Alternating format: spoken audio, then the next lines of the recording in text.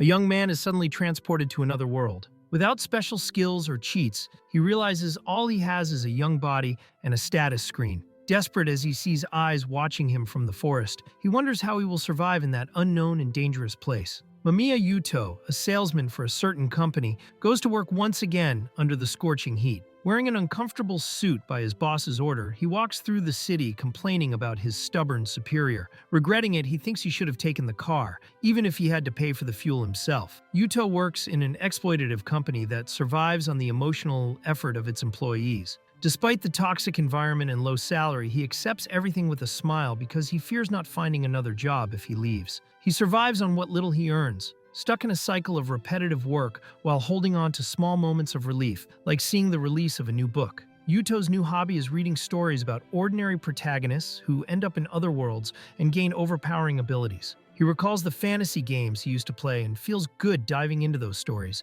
as a way to escape reality. He jokes about wanting to be taken to another world too, but something unexpected happens. A mysterious voice appears, saying it has found him. Yuto watches, scared, as a strange figure floats near the company building. Not understanding what he saw, he wonders if it was a ghost. Another man beside him also reacts confused, trying to figure out the situation. Both are stunned by the unexpected apparition. Suddenly, Yuto is enveloped in total darkness and begins to fall into the void. An unknown voice introduces itself and apologizes for pulling him so suddenly. Confused and scared, he tries to understand what is happening, while being dragged away from the reality he knew. Before an enigmatic figure with a divine appearance, Yuto hears the revelation. He will be sent to another world. Shocked, he starts to put the pieces together, recognizing the typical Isekai situation. Dazed, he tries to understand if the person with a bun-shaped hairstyle is some kind of god. Yuto tries to convince himself he's only dreaming because of the heat, but the divine figure assures him the space is real. She reveals she intends to send him to a fantasy world, full of magic, weapons, and abilities.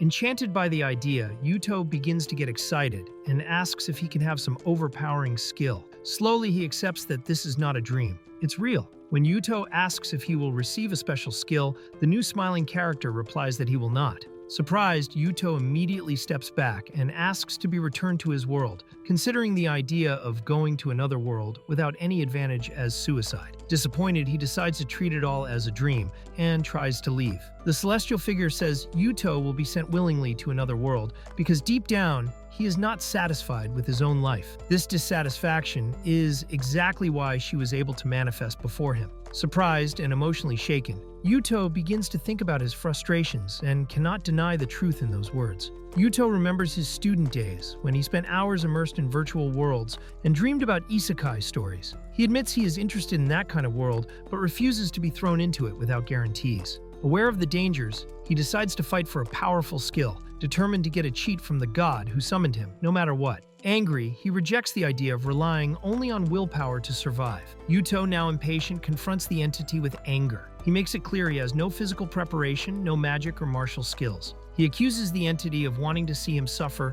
and die in another world, asking if that is its goal. Desperate, he says that, if sent like that, he will surely die, and refuses to accept it silently. After insistence and despair, Yuto finally gets a positive answer. The entity agrees to help him, saying it will make him young again. Yuto exaggerates and asks to start over at 0 years old, but after debate, they decide on 13. He also demands some skill or blessing, and as a concession, receives a handmade status screen that he can check whenever he wants. Satisfied with the progress, Yuto continues negotiating determinedly. Yuto keeps insisting on some overpowering skill, shouting that just seeing his own status screen is useless. The entity, already annoyed with so many complaints, loses patience and expels him without further discussion. As he is thrown into the new world shouting, Yuto realizes that in the end nothing really improved. The entity just watches, exhausted, sighing in frustration. As Yuto is launched toward the new world, the entity watches with an enigmatic smile. She says he will be the most blessed existence, but his fate will depend on his choices, to awaken and destroy or be destroyed. Curious, she says she looks forward to seeing which path he will take. Yuto wakes up in an unknown forest, cursing the bun-headed god for throwing him there. Confused and unprepared, he complains about being in a survival environment despite being just an RPG player with no survival game experience. Sitting behind a rock, he begins to realize how hard his new reality will be. Calming down and looking at his own body, Yuto realizes the god really made him younger. He confirms to himself that he is younger, just as promised. Still confused by the situation, he understands it's not time to complain. He needs to act. Yuto thinks about the negotiation with the god, feeling he could have gotten something better if he had been less greedy. He realizes all he got was a younger body and a status screen. Even so, he tries to comfort himself by having gotten at least something. Now that he is in that world, he decides he can't give up so easily, accepting that he dealt with someone far above him in power and authority. Seeing the urgency of the situation, Yuto starts preparing to survive. He checks all the items he brought: flashlight, batteries, screwdrivers, company papers, calculator, unused phone, pens, notebook, and some work objects. Creatively, he decides to use whatever he can as improvised tools or weapons, determined to find shelter, water, food, and a way to make fire before night falls. Determined to survive, Yuto tears his own clothes to move more easily even though he's wearing uncomfortable shoes. He decides to accept his fate and fight until the end, challenging the bun-headed one who sent him there. While adapting, he notices a white circle at the edge of his vision, possibly the button to access his status screen. Confused, he feels he's starting to understand the rules of that new world. Yuto touches the white circle that appeared in his sight, and suddenly something huge materializes before him, surprising him completely. He falls backward, startled, but at the same time realizes with astonishment that it is something important, something that can change everything. Yuto activates his status screen, but is frustrated to see it is too large and blocks his view. Although he can control it with his mind, he complains about the bad design choice of the bun-headed god. Examining the screen, he sees his name, level 1, and basic attributes. However, both the blessings and skills sections are empty, confirming he received no special power. Still, he watches everything with curiosity. Yuto explores the skills screen and is impressed by the number. More than 100 types, including combat, magic, support, and even crafting. He notices he can unlock skills using points, probably gained by leveling up or completing quests. Each skill has a bar showing if it can be learned or improved. Finding it intuitive, like an RPG game, he decides to write down his initial status to get organized. Distracted examining the skill list, Yuto doesn't notice a monster approaching. The creature jumps fiercely toward him, seeming like one that appears in early stages. Terrified, Yuto realizes he's never been in a fight before and begins to doubt if he can defeat it. Without skills or preparation, he faces real danger for the first time in this new world. Yuto tries to stay calm and analyze the situation logically. He notices the monster's size, slightly bigger than a rabbit,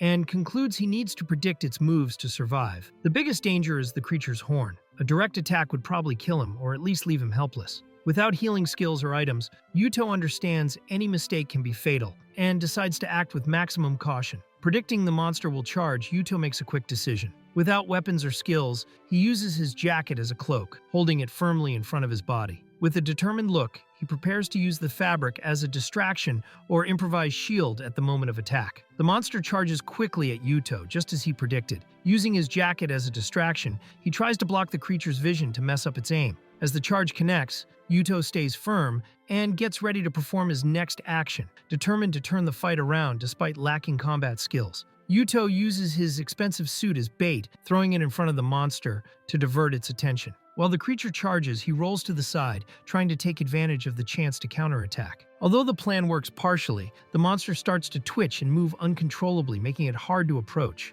Annoyed, Yuto shouts for it to stop moving, staying alert and looking for an opening. With a shout of determination, Yuto finishes the attack by tying the creature with his strong tie and driving its own horn into its body. Though upset about having to use a costly tie, he bets everything on this final move. After the strike, he collapses exhausted on the ground, panting and wondering if the monster finally died. Exhausted, Yuto decides it's not time to celebrate and needs to find a safe place to sleep. He spots a large tree and thinks about climbing it to pass the night. Gathering all the energy from his rejuvenated body, he motivates himself with exaggerated shouts and starts climbing. He remembers practical office techniques and decides to use his belt to help in the climb, putting his creativity and survival instinct to work. From the top of the tree, Yuto looks out over the vast forest ahead, realizing he can't even see an exit, much less a city. Sweating and still injured from the fight, he concludes the bun-headed really threw him there to die. While recalling the comforting words of that being, he faces the harsh reality. He is completely lost, but still standing. Even feeling the weight of despair and the many problems ahead, Yuto analyzes the scene and makes a plan. Watching the sun, a possible plane, and a river beyond the forest, he decides to head that way. Although everything seems hard, he feels a small door to the future has opened. With a determined smile, he declares he will cross that forest, no matter what it costs. Mamiya Yuto remembers how it all began. He was thrown into another world by a bun-headed god without special abilities, only with a rejuvenated body and a status screen. Despite the desperate situation, he managed to survive the first day thanks to his courage and quick thinking. He spent the night atop a tree, exhausted but alive, and so he ends his introduction with a determined smile and a happy end, at least for now. Yuto wakes from an uncomfortable sleep on top of the tree, frustrated to realize he is still in that world. Complaining about the lack of his soft bed, he stretches with body aches and reflects on his next steps. He decides he needs to find a river and try to gather food along the way. And if nothing works out, he remembers he still has the horned rabbit he defeated as an emergency reserve. Even tired,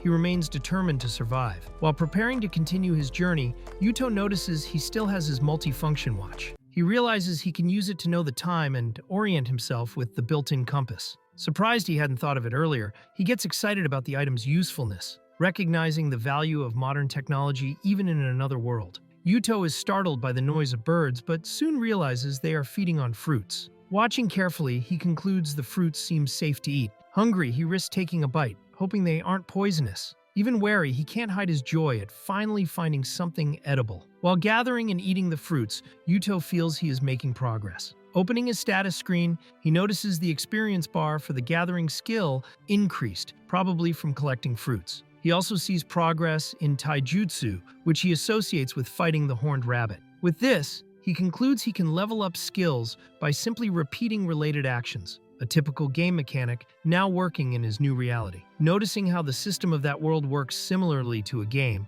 Yuto gets excited. He feels that with this kind of mechanic, he might really survive. Happy with the discovery, he moves forward more confidently, until he notices something strange coming from a nearby point in the forest. Curious, he approaches to investigate, not knowing what to expect. Yuto encounters a new creature, a goblin. He hesitates for a moment, wondering if it's right to attack someone who clearly looks more humanoid than the horned rabbit. Still, convinced it's a threat, he prepares for the fight, confident he won't lose this time. The goblin notices Yuto's presence and charges fiercely, shouting wildly. The boy's expression changes immediately, seeing the creature running at him with murderous intent. Surprised by the aggression, he instinctively steps back, realizing the situation is much more serious than he had imagined. Yuto is thrown forcefully after being hit by the goblin. He rolls on the ground and stops with difficulty, feeling the impact of the blow. Even hurt, he forces himself to get up, while the goblin roars furiously, making clear the fight is far from over. Yuto realizes his mistake in underestimating the goblin. Even after landing a good hit, he notices he is at a disadvantage because he is still level 1.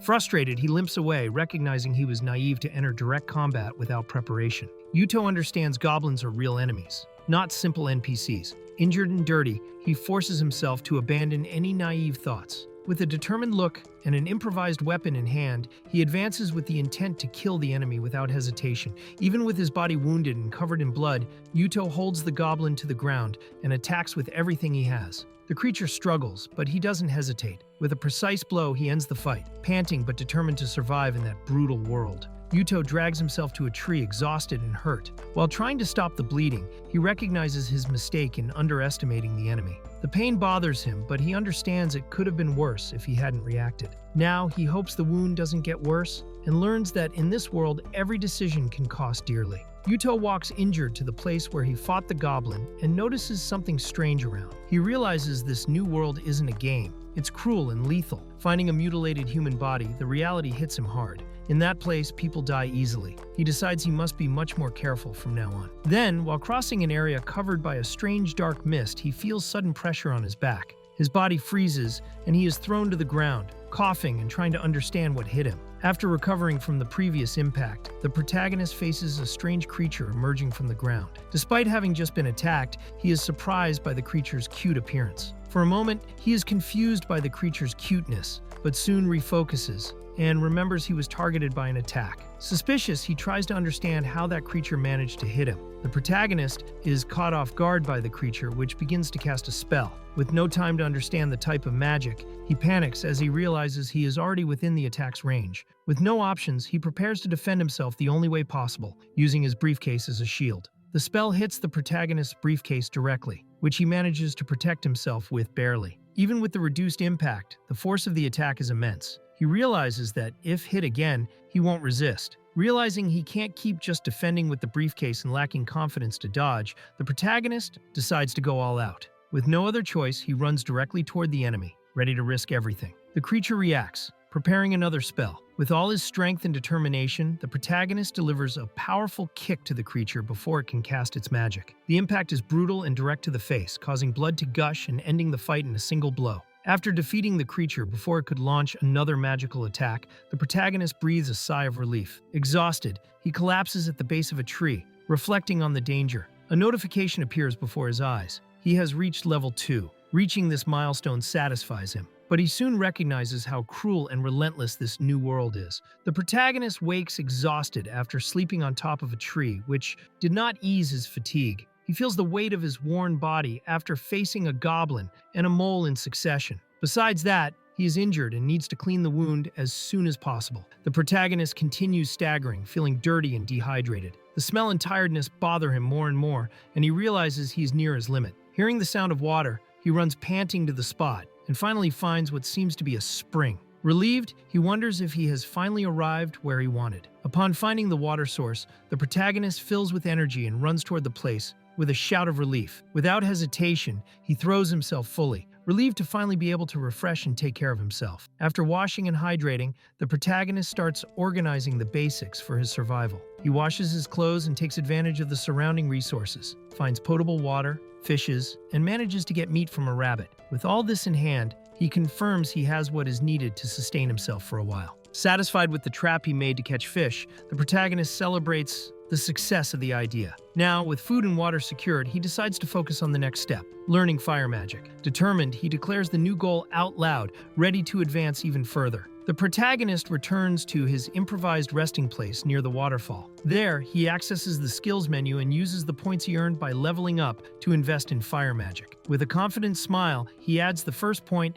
and soon after decides to invest more, excited with his progress. The protagonist celebrates learning fire magic level 1, believing he can now cast powerful spells. However, upon reading the description, he realizes the skill is limited to weak magic, with less than 10 magic power. Confused and frustrated, he wonders why he didn't learn something more impressive, like a direct fireball. Even without fully understanding how it works, the protagonist decides to test his new skill. Confident, he aims forward and shouts the spell's name. Fireball, activate! The expectation is high as he tries to activate the magic for the first time. The protagonist keeps trying to activate his fire magic. First, he changes the phrase, thinking the word activate might be unnecessary. Then, he starts testing different hand gestures, believing this might influence the outcome. Even without immediate success, he doesn't give up and keeps insisting with determination. Even after so many attempts and different gestures, nothing happens. The protagonist begins to lose patience, frustrated for having invested 2 precious points in the skill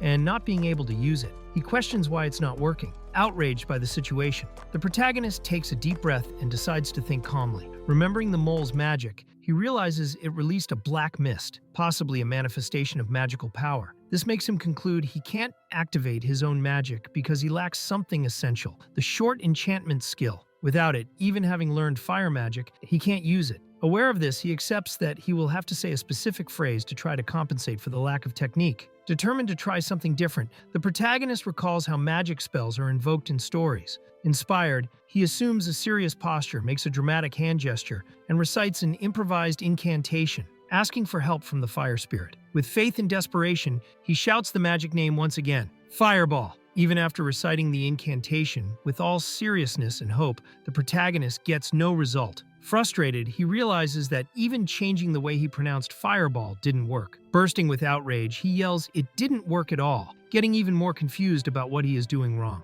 Desperate, the protagonist starts testing everything he can. He repeats incantations, begs the fire spirit, shouts different command variations, and even imitates the sound the mole made when casting magic. Amid the chaos, he even invents a fire dance. None of it works, but he keeps insisting, determined to make the magic happen no matter what. Exhausted and frustrated, after so many failed attempts, the protagonist decides to forget about magic for now. Lying in his makeshift shelter, he reflects that maybe he needs to use the language of that world to make the spell work, something impossible for someone who came from elsewhere. Seeing no solution at the moment, he gives in to fatigue and decides just to sleep. The next day, the protagonist regrets not being able to use fire magic, since he wanted to roast the fish and rabbit. Without alternatives, he prepares to cook in the traditional way. But before he can do anything, a goblin suddenly appears, ready to attack him. interrupting his plans once again. The protagonist defeats the goblin easily and notices he is beginning to get used to this type of combat. Shortly after, he finds a rabbit and thinks about food again. However, he decides to give up on trying to use fire magic. Tired of survival life, he concludes he needs to find a village and end this routine.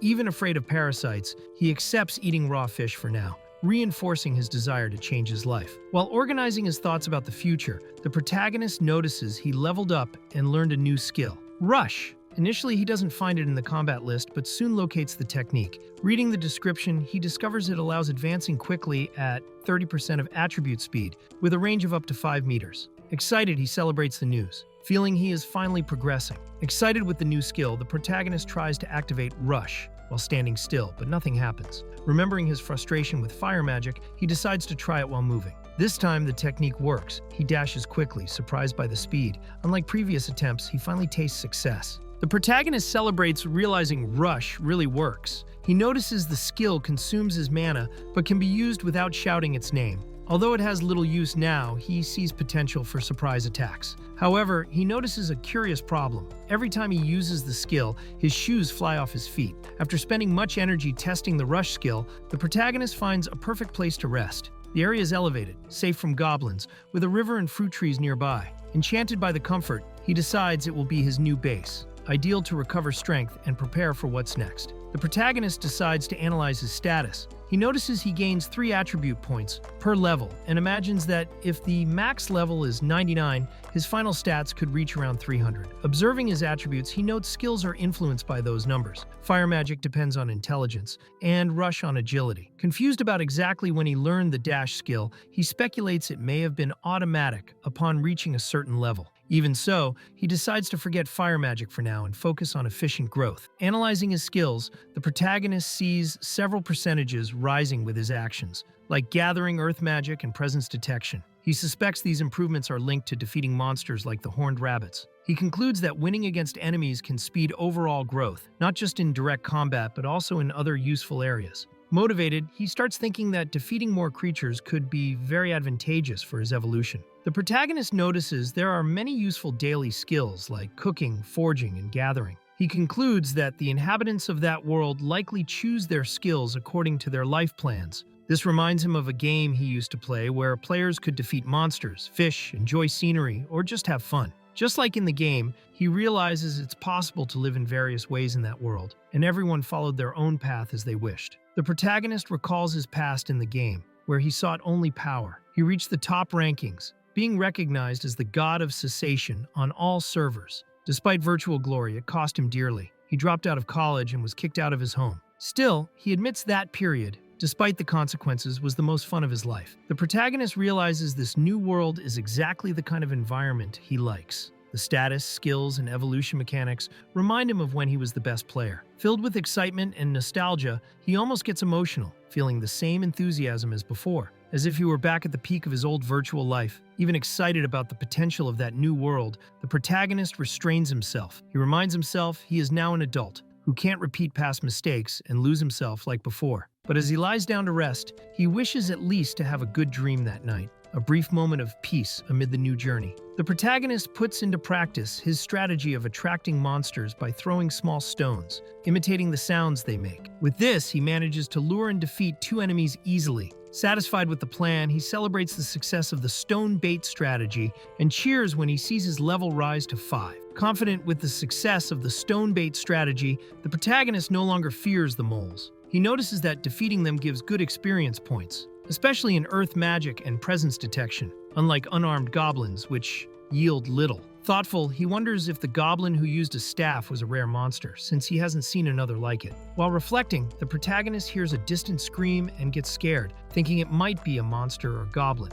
but he soon realizes it was a human voice. Worried, he runs toward the sound, thinking someone might be attacked, maybe a woman or a child. Without hesitation, he decides to check the situation immediately. Running toward the scream, the protagonist is interrupted by a mole emerging from the ground. Without losing pace, he kicks the monster away. He soon notices the creature came from underground, leading him to deduce there might be more nearby. He keeps running and, looking ahead, finally spots a group of people, the owners of the voice he heard. As he approaches, the protagonist realizes that those in danger are 3 children. Two of them run desperately, while the third tries to hold off the goblins with a dagger, bravely protecting the others. The situation is critical, and he understands he needs to act quickly to save them. The protagonist sees a group of armed goblins approaching, one even wielding a sword. Although he had been avoiding facing multiple enemies so far, he does not hesitate. Determined, he runs to intervene. He doesn't want to see anyone die before his eyes. Even scared, his decision is made. He will protect them. The protagonist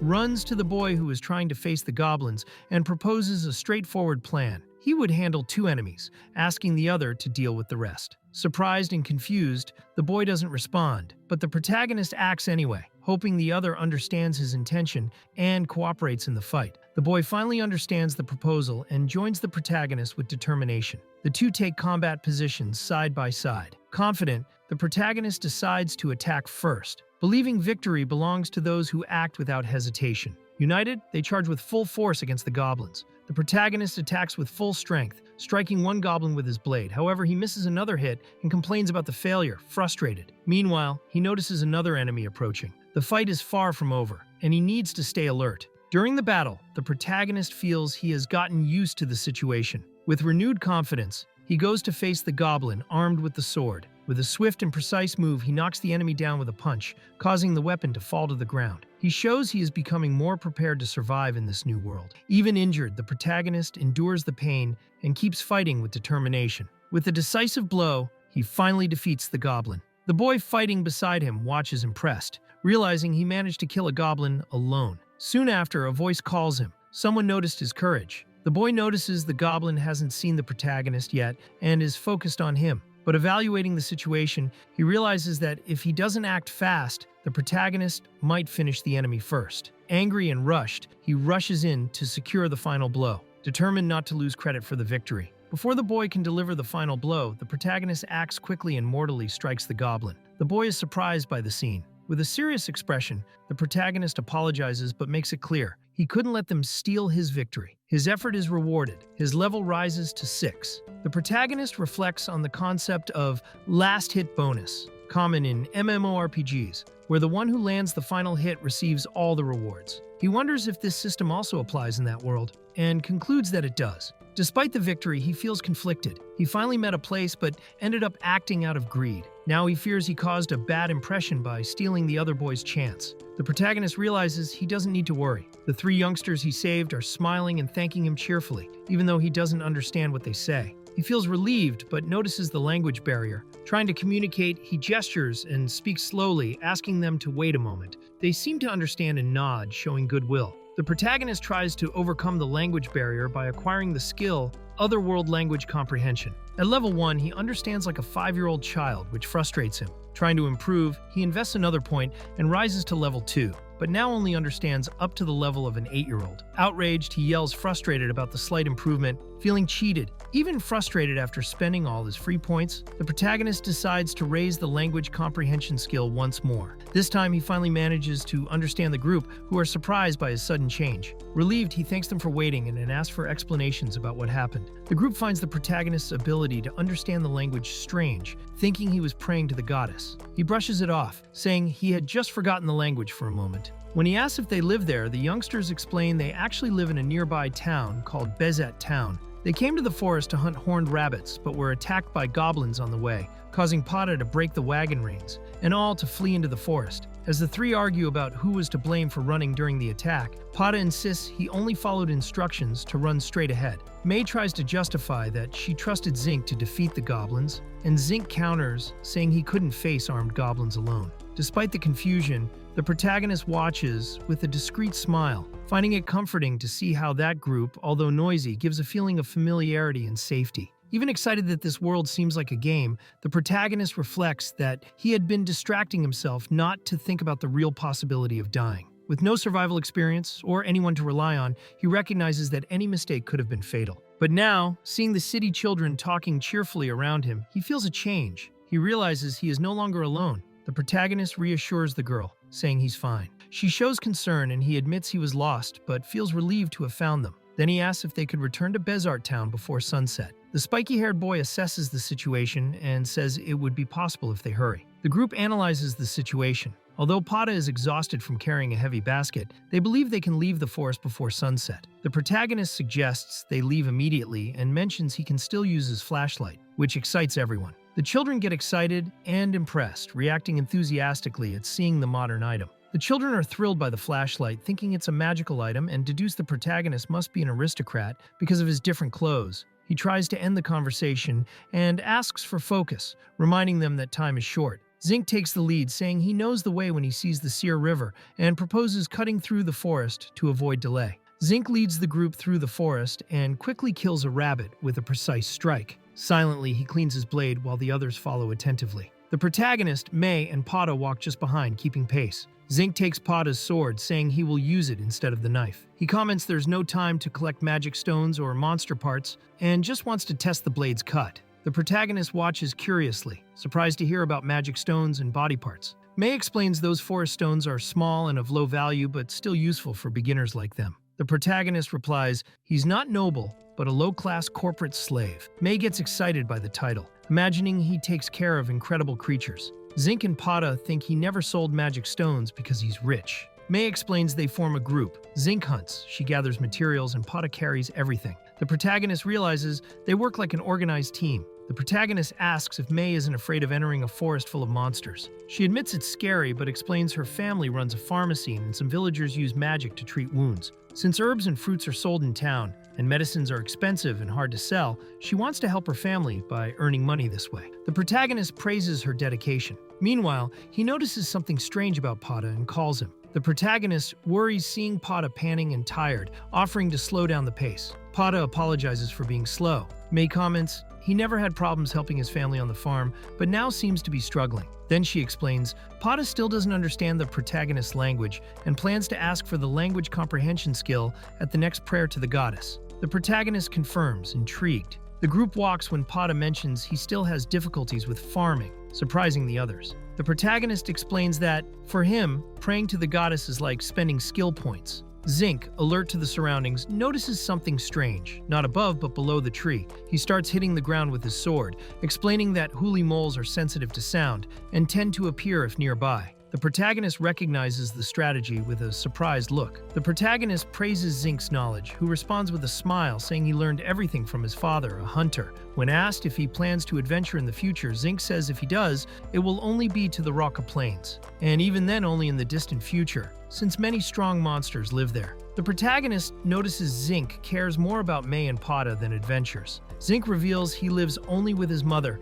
and needs to get stronger fast to support the family. The protagonist realizes the weight each of the three carries, Zinc inheriting a dangerous job, May risking her life for money, and Pada giving up studies to work on the farm. He notes that despite being the same age as his current form, they face heavy responsibilities, which makes him think maybe being called noble isn't so wrong after all. During the walk, Zinc notices no one has introduced themselves yet and brings up the subject. The protagonist then introduces himself as Loki, letting the name slip in the heat of the moment. He apologizes for the delay in introducing himself, showing that, despite the situation, he is beginning to integrate with the group. Upon hearing the name Loki, the three youths are surprised and immediately associate it with the title Demon Lord Loki, a clearly famous or feared name in that world. The protagonist, not fully understanding the impact, reacts with a simple, "Eh?" confused by their exaggerated reaction. The protagonist recalls that Loki, the name he used without thinking, was actually the name of his avatar in the game he was addicted to.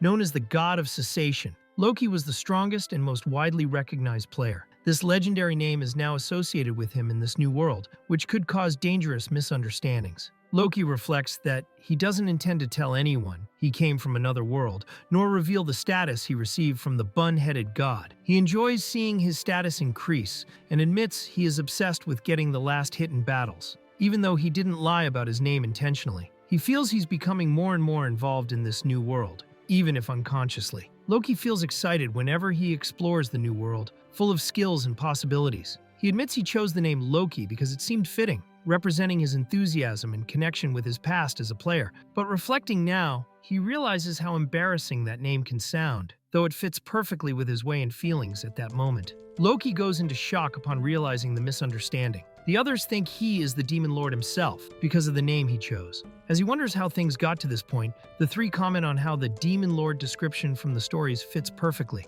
including the black clothes. To them, he is not a noble, but rather a demon lord. Loki now has to deal with the fame he accidentally created. Loki begins to suspect that the creature with the bun-shaped head brought him to this world with the goal of making him the very demon lord. Trying to understand the situation better, he asks what the story about the demonic Loki is about. Zinc answers directly. It's the story of the demon lord's subjugation. At the same time, the others recall that Zinc also used to dress like that Loki. The world's legend is very clear. The demon lord arose from the darkness, dressed in black, and led the monsters, spreading fear and destruction. To fight him, a hero descended from the light, wielding his sacred sword and illuminating the world with a holy glow. This story is widely known and celebrated by the people. Loki realizes that by adopting this famous name, even unintentionally, he might have gotten himself into trouble. To the others, it's just a heroic legend, but to him, everything seems to fit suspiciously well. Loki hears about Takuya, the legendary hero who appeared out of nowhere, came from another world, and defeated the Demon King. To the others, he is almost a divine figure, but for Loki, the name causes shock. Takuya was someone he knew in the previous world. The coincidence unsettles him, and the suspicion that all this is no accident only grows. Loki gets irritated, remembering that the being who summoned him gave skills to others but not to him. Meanwhile, the others talk about their curiosity about people from another world. May dreams of going to the capital to meet someone like that, but Zinc quickly cuts her enthusiasm, reminding her they barely have money for that. Loki, on the other hand, begins to suspect he might not be the only one who came from another world. Loki spots a mole ahead and warns the group. Zinc immediately runs to face one, while Loki takes care of another on the right side. May and Pata hide, obeying quickly. In the middle of the action, Loki feels a strange satisfaction, as if that kind of situation was exactly what he expected from this new world. Loki remembers when he played alone and sought only efficiency. Unlike that, he now sees a united group where everyone plays their role and shares rewards happily. Watching Zinc, May, and Pata, he wonders what the future holds in this new world. For the first time, he feels he might find something beyond numbers. Real friendship. After much effort, the group finally leaves the forest safely. Relieved, they all celebrate joyfully. Loki, noticing Pata's fatigue, offers to carry the heavy basket for him, showing he is becoming more integrated and willing to help his new companions. Loki and the others finally see Bezart town in the distance, with the sunset marking the end of a long journey. May greets him with a cheerful smile, thanking him for accompanying them. Upon seeing the town gate, Zinc, May, and Pata run excitedly toward the guard, while Loki watches impressed by their speed. The guard recognizes the three and scolds them for being out so late. Loki approaches, curious about the reception, while the group reunites with relief and joy. The guard thanks Loki for saving the three youths. Loki tries to downplay the situation, saying they just helped each other in the forest. The topic shifts to the sword used by a goblin, and Zinc confirms it was new and well cared for, raising suspicions. The guard examines the blade, surprised by its condition and quality. Loki is officially welcomed to Bezart by the guard, who invites him to enter as a hero and savior of the children. Crossing the gates, he faces a busy and welcoming town, marking the start of his new journey in an unknown world. Loki tries to return the sword to Zinc, saying it's too long for him to use and that, since he was also saved, it wouldn't be fair to keep the item. Zinc insists he can't use it either, causing a small impasse between them. Before the conversation drags on, the guard interrupts and says they can continue talking the next day at the Hunters Guild. Loki says goodbye to the group, being thanked by everyone. They reaffirm that he was their savior, even though they still think he might be an aristocrat or even a demon lord. The guard asks Loki to accompany him to the guild the next day to report the case of the sword-wielding goblin. With everything settled, the group parts cheerfully and walks through the town, while Loki watches with a slight smile. Loki realizes he only received skills from the mole he defeated alone, confirming that the final hit guarantees experience. With that, he understands that depending on others might limit his growth. Even having enjoyed the group, he decides that if he wants to become stronger, he will have to give up the idea of making friends. Loki finally arrives at the town and decides he needs to change equipment. Although he had thought about forming a group, he remembers he couldn't just ask others to leave the final hits for him. The town is lively and full of life, and as he watches everything, he realizes that more than anything, what he really wants is meat. Loki tries to buy food at a stall but is surprised by the price in a currency he doesn't know. Beaky, not understanding the local monetary system and completely out of money, he decides to swallow his pride and shouts for his group of friends, desperately asking to borrow money, even though he's 32 years old. The protagonist wakes up disoriented in an unknown place, surrounded by branches. He hears voices and wonders about the noise, only to realize he's high up in a tree. Confused and surprised to see people looking up at him from below, he understands he caused some kind of commotion. While the group watches him, relieved to see him alive, he still tries to understand the situation. The previous night was clearly complicated. After escaping the forest, the protagonist separates from the others and tries to adapt to the new environment. Because of the local currency, he can't find a decent place to sleep or food. He ends up sleeping outdoors. He remembers he's in a game world and faces the difficulties with resignation. Meanwhile, a girl recognizes him in town and runs to him, saying she had been looking for him. The protagonist reunites with the girl, who humorously scolds him for having slept in a tree. She comments she would have offered shelter if he had asked. He admits he only realized he was out of money after they separated. Excited, she pulls him along, saying they are going to the Hunters Guild, where the others must already be waiting.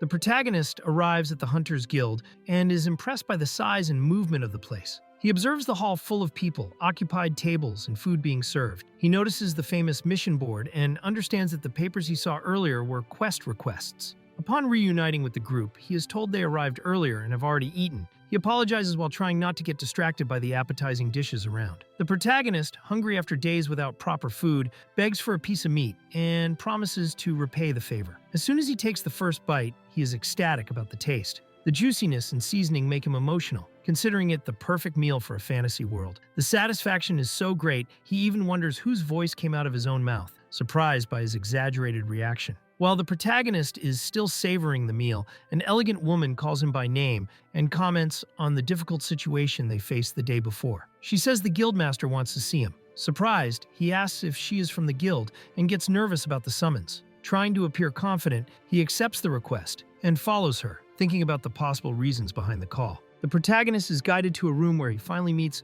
the master of the Bezart Hunters Guild. The man introduces himself as Yahello and apologizes for calling him suddenly. He is polite and direct, extending his left hand for a handshake. The protagonist finds the gesture odd, but respectfully reciprocates. Aware of the moment's importance, the protagonist introduces himself as Loki and shakes Yagav's hand, the guildmaster. Then he sits facing him. Amanda unexpectedly positions herself by his side, making him uncomfortable. Without beating around the bush, Yagav gets straight to the point and hands something to the protagonist, indicating there is an important matter to discuss. Yagav gives the protagonist a bag full of coins as thanks from the mayor for saving the children. Surprised by the reward, the protagonist tries to justify, saying he acted on impulse, but admits the money will be a great help since he has no resources. He thanks sincerely, while Yagav reinforces the gesture as official recognition for his deeds, even as an outsider. Yagav invites the protagonist to join the guild as a hunter. The protagonist admits the job suits him but hesitates, saying he doesn't intend to stay long in the town.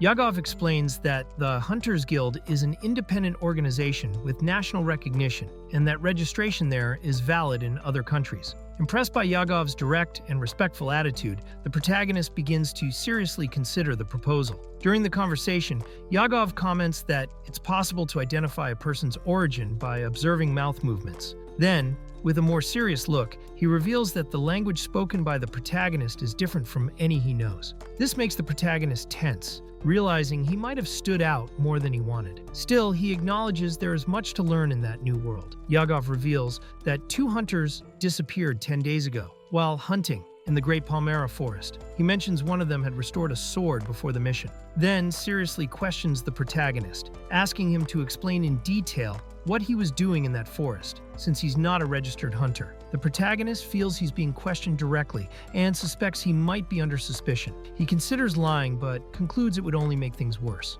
Decided, he firmly states that he did not kill the missing hunters. Even without revealing why he was in the forest, he assures that if he had done something so serious, he would never have dared to appear publicly in town. The protagonist says he saw something like a human arm being eaten by a goblin 3 or 4 days ago. Based on that, Yagav concludes the chances of the hunters still being alive are minimal. The protagonist offers to return the sword he took from the goblin and even help search for the hunters' remains to give them to their families. Yagav explains the two had no close relatives and authorizes the protagonist to keep the sword. Yagav clarifies he wasn't suspecting the protagonist, just needed to understand the situation, since incidents like that are part of the hunter's life risks. Ending the conversation, he mentions the registration desk will be open at noon, and it would be good if the protagonist decided to join the guild. With a smile, he says goodbye with best regards, leaving a respectful and cordial impression. Upon leaving the room, the protagonist feels confused by the whole conversation and internally questions Yagov's intentions.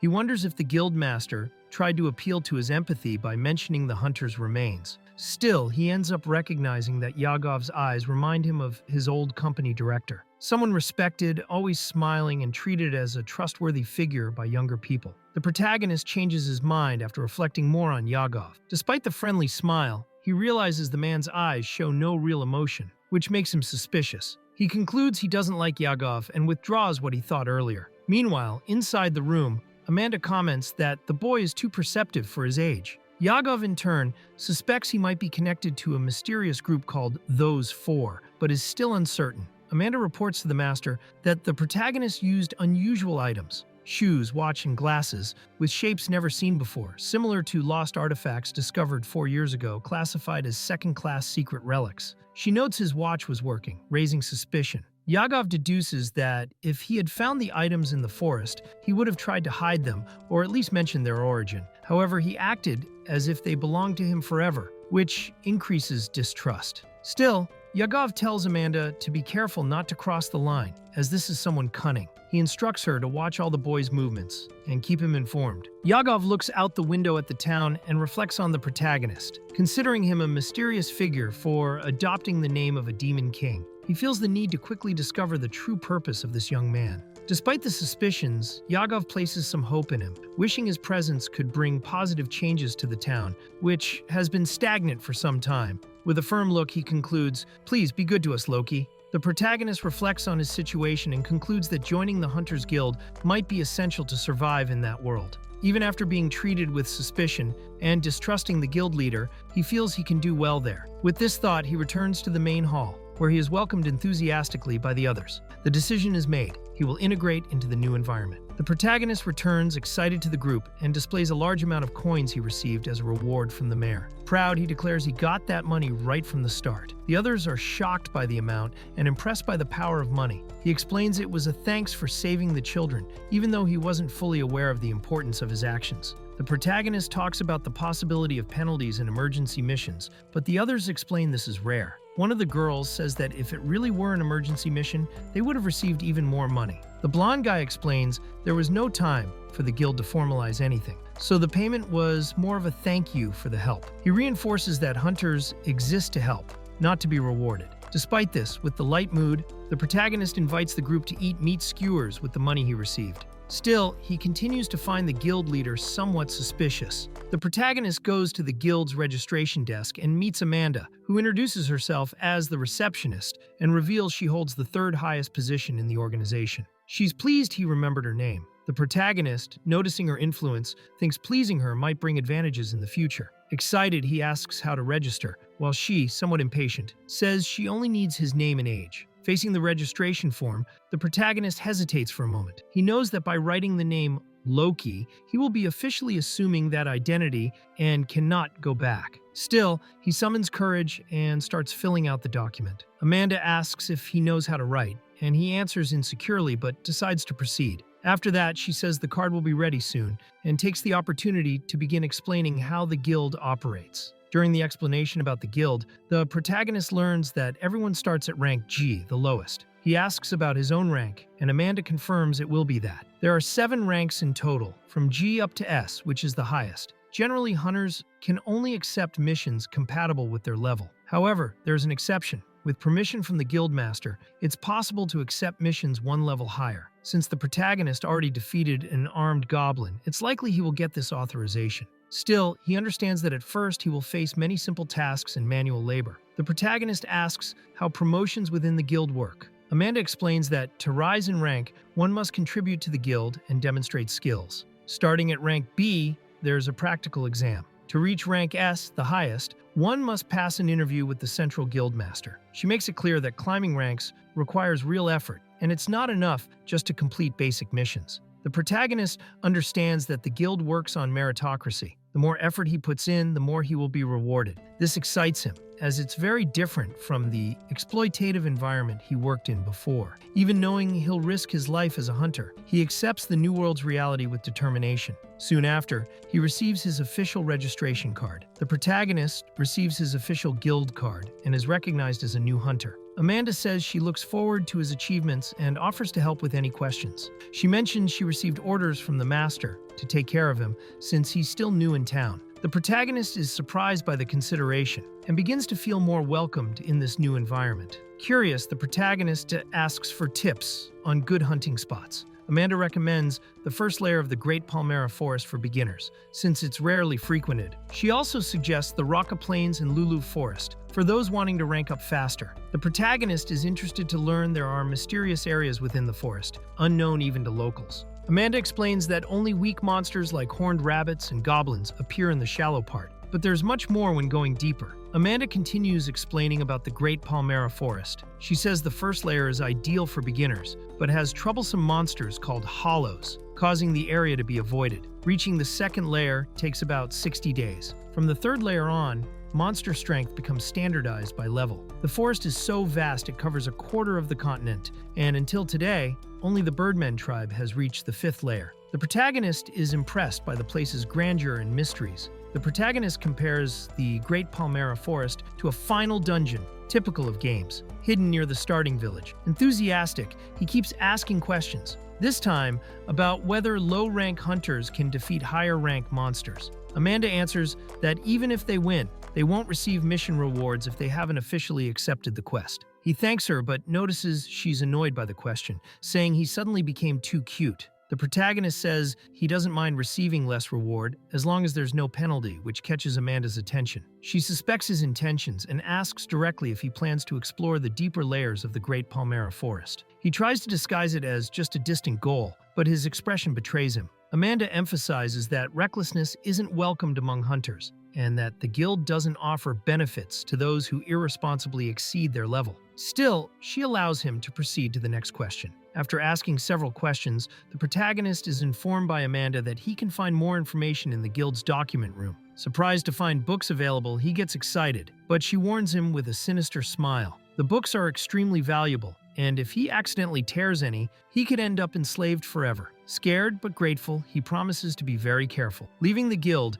the protagonist breathes a sigh of relief for not having damaged any records. He now understands that paper is a valuable item in that world. Walking along, he reflects on the risk he would have run if he tore something by mistake. Shortly after, a colleague calls him, greeting enthusiastically and asking if he's finished registering. The protagonist smiles and confirms, excited to be officially integrated. While the group sells collected materials, they decide to split the money evenly, 500 biki each. One colleague mentions selling the sword and invites the protagonist to come along. Without set plans, he accepts and says he also wants to visit the weapon shop. They walk excitedly through the city streets, chatting as they head to the place. At the weapon shop, the protagonist tries to negotiate the sword price, asking for 80,000 biki. He argues it was hard to get the weapon and the value would be split among 4 people. However, the blacksmith stands firm and offers only 50,000, unimpressed by the bargaining attempt. The blacksmith insists he needs to make a profit and can't pay much for a used sword. He offers 40,000 beek, arguing the group can split it among themselves.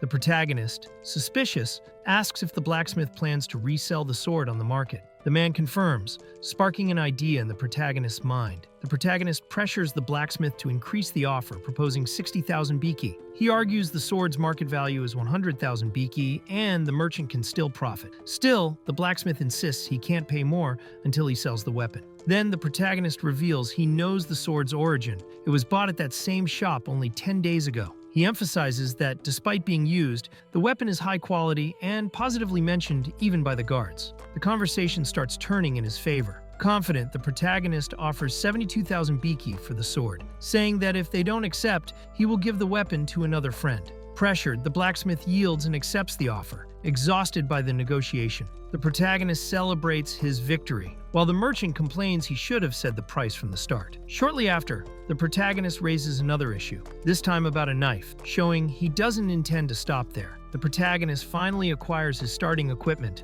2 sets of simple clothes for 3,000 biki, boots for 40,000 and a weapon for 50,000 after getting a good discount. Satisfied with the purchases and fair prices, he promises he won't bargain next time, but only at that shop. Now equipped like a true commoner, he feels ready to start his new journey. Now with a bed guaranteed for 3,000 biki per night, the protagonist relaxes, satisfied with his progress. While observing the environment, he learns details of local daily life. The bell marks the hours, magic stones are used as fuel, and paper is so rare that wooden boards are more common. Excited by everything he discovered, he looks forward to what's coming and decides it's time to leave and continue his journey. The protagonist returns to the guild to confirm the special permission he got to undertake an F-rank mission. Amanda compliments his appearance, saying he looks new and handsome. However, she soon changes tone and firmly reminds him he is still a novice and needs to form a group before departing. Surprised by the change in attitude, he promises to do his best. Despite Amanda's recommendation, the protagonist decides to go alone. He recognizes that working in a group would make things easier, but for now, his focus is on making money quickly, and that means not sharing rewards. Confident in his ability to explore Palmera Forest alone, he sets off without forming a team. Passing the city gate, he is recognized as a hunter by a guard, but remains determined. This mission will be solo. Before leaving for his mission, a guard reminds the protagonist to return before nightfall. He realizes they are worried about him, which surprises him a little. With a confident smile, he enthusiastically replies and heads toward the forest, determined to face the challenge alone. In the first layer of the Great Palmera Forest, the protagonist begins his exploration. He analyzes the most efficient targets to hunt, comparing rewards between horned rabbits and goblins. Being alone, he considers farming magic stones a good option as well, since they are light and easy to carry. Cautious, he decides today will be just a test to better understand the environment. Amid the vegetation, he spots a rabbit and prepares to act. The protagonist spots a horned rabbit and goes on the attack. He notices he can follow the creature's movements more clearly thanks to his level increase.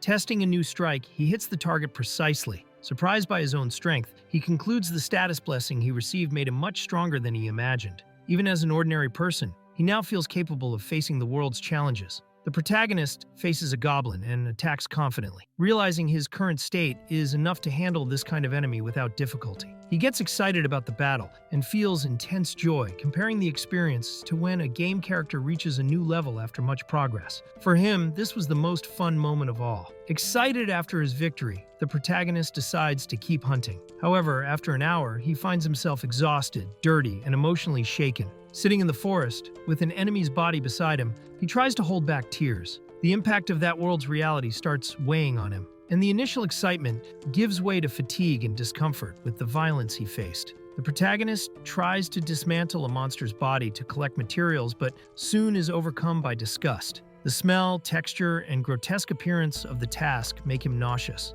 He realizes he had only seen something similar in school science videos and that in practice it is much harder and more traumatic. Lacking skill, he ends up making everything worse, struggling with the brutality of the scene. Exhausted and dirty, the protagonist finally finds the magic stone inside the goblin and holds it with trembling hands. He is amazed he took so long to deal with just one enemy. Now, only the goblin's hand remains to be cut off as proof of subjugation. Disgusted, he inserts the blade into the joint, trying to complete the task, even shaken by the harsh reality he's facing. Covered in blood and exhausted, the protagonist looks at his own dirty hands and realizes how much he underestimated the experience of hunting alone. He remembers Amanda's warnings and, regretful, admits to himself he was foolish to ignore them. Feeling the weight of reality, he goes to a river to wash himself, reflecting on how he hadn't thought about the practical consequences of battle. The illusion of solo efficiency begins to crumble before the harshness of the real world. Tired and blood-covered, the protagonist finds himself at his limit.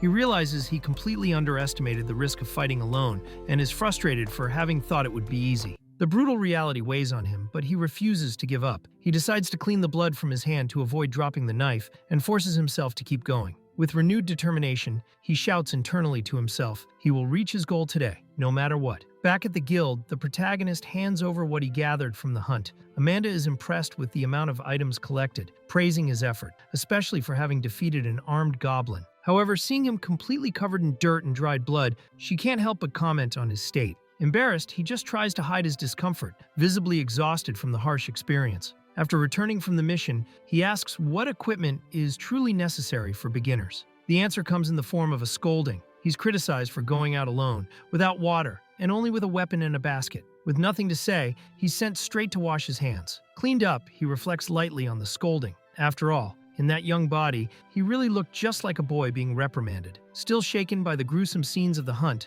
the protagonist completely loses his appetite. While the attendant tries to cheer him up with juicy meat skewers, he can only think of the image of the dead goblin. Asking only for water, he begs that it be very cold, trying to mentally recover from that tiring and traumatic day. While staring at the glass of iced water, the protagonist remains silent, trying to calm down. The employee notices his state and asks if something is bothering him. He denies it, trying to hide the weight of what he experienced. Sitting amid the bustling hall, even surrounded by people, he feels isolated, immersed in his own thoughts. As he observes the environment around him, the protagonist notices a man wearing glasses and begins to think. Although he is in another world, the city seems modern and has objects that remind him of Earth, such as lamps and utensils. He realizes that, even without being a history expert, it makes sense that this world developed different technologies. While resting, the protagonist thinks about how transmigrators like him influence this new world with knowledge from Earth. Despite this, he decides to leave the major impacts to others, focusing only on the tasks before him. After drinking water and praising it, he hands over the hunting items to be processed, catching the guild staff's attention. The guild employees comment on the protagonist's surprising skill in extracting the magic stone on his first try. They acknowledge that if he keeps working hard, it will be profitable for everyone. Meanwhile, unaware of the conversation, he is already focused on his next goal, gathering 550,000 Biki to buy a short sword. The protagonist analyzes 3 hunting areas: Palmera Forest, first layer, a place he is already familiar with. He faces horned rabbits, goblins, and moles, still feasible for his current level. Raqqa Plains has praying mantises that use wind magic and poisonous rats. Although recommended for rank F, he thinks about creating strategies before trying. Luluve Forest, much more dangerous. It houses spiders that spit 50-centimeter sticky threads, wolves in packs, and giant orcs. The area requires rank E, and he acknowledges he is not yet strong enough to handle those monsters. Loki analyzes the monsters around Bezart City and realizes that, except for the difficult part of dismembering enemies, fighting in Palmera isn't that complicated for him. However, his dilemma is knowing when to change hunting areas. He compares the situation to games, where exploring without worrying about risk is easy. But here reality is different, and he couldn't act the same way. Loki takes the collected materials and receives 48,500 Biki for a half-day hunt. Impressed by the amount, he asks if the quality of the materials influences the reward. The evaluator confirms it does, explaining that there are 5 value levels from E to A, and the rabbits Loki brought were all classified as level B. Loki asks for tips on better preserving the hunted materials, but is advised not to overdo it and to rest as well. Despite Amanda's concern, he remains determined. He thinks that if he improves his efficiency and gets good equipment, he could earn up to 100,000 Biki per day. Even recognizing his limitations, he feels an urgency to evolve soon. Amanda calls Loki to teach him about hunting, but he tries to escape, saying he needs to buy supplies. Despite the excuse, she insists and asks him not to do anything reckless. Finally, she gives him something she had forgotten to hand over earlier. Loki observes a church and thinks that, although he can see his status anytime, he is curious about how others do it. Looking at a church coin, he understands it serves this purpose. A colleague approaches and asks if he has already finished the day's hunt. Loki meets his colleagues as he prepares to leave. Learning that one of them hasn't checked his status in 2 years, he decides to give him the church coin Amanda gave him, saying he won't use it anytime soon and it would be a waste to keep it. Even though the friend hesitates to accept it for free, Loki insists and tells him not to worry about it. Loki gives the church coin and, in return, asks how the status verification process works in the city. The boy explains it's simple. A blackboard displays letters showing the learned skills in their levels. Loki understands, but wonders if his curiosity about the local system is too weak a reason. As they talk about the skills shown on the board, a girl begins loudly revealing her skills, which panics Loki. He quickly interrupts her, explaining it's dangerous to share this kind of information in public. One of the boys reinforces that, according to his father, people with rare skills can be kidnapped and enslaved. Realizing the risk, the girl decides to keep her skills secret. While the group chatted lively in front of the church, a nun appears and scolds them for making noise, telling them to calm down. Afterward, she introduces herself more calmly, showing curiosity about the new boy. Loki is introduced as a new hunter, and the others explain they were just talking about how to check status. The nun is welcoming and says he can ask about the church whenever he wants. Loki tries to be polite with the nun, wearing a rehearsed smile and promising to work hard hunting monsters. She praises his manners and says he has a promising future. Then, she advises him to always follow the path of virtue, as the goddess is always watching, and good blessings come to those who act rightly. Loki reflects on what he heard from the nun and concludes that this acorn head shouldn't count as a goddess, so he's free to act. Despite understanding the value of gaining experience from daily tasks, he prefers hunting monsters. as it's the most efficient way to learn new skills.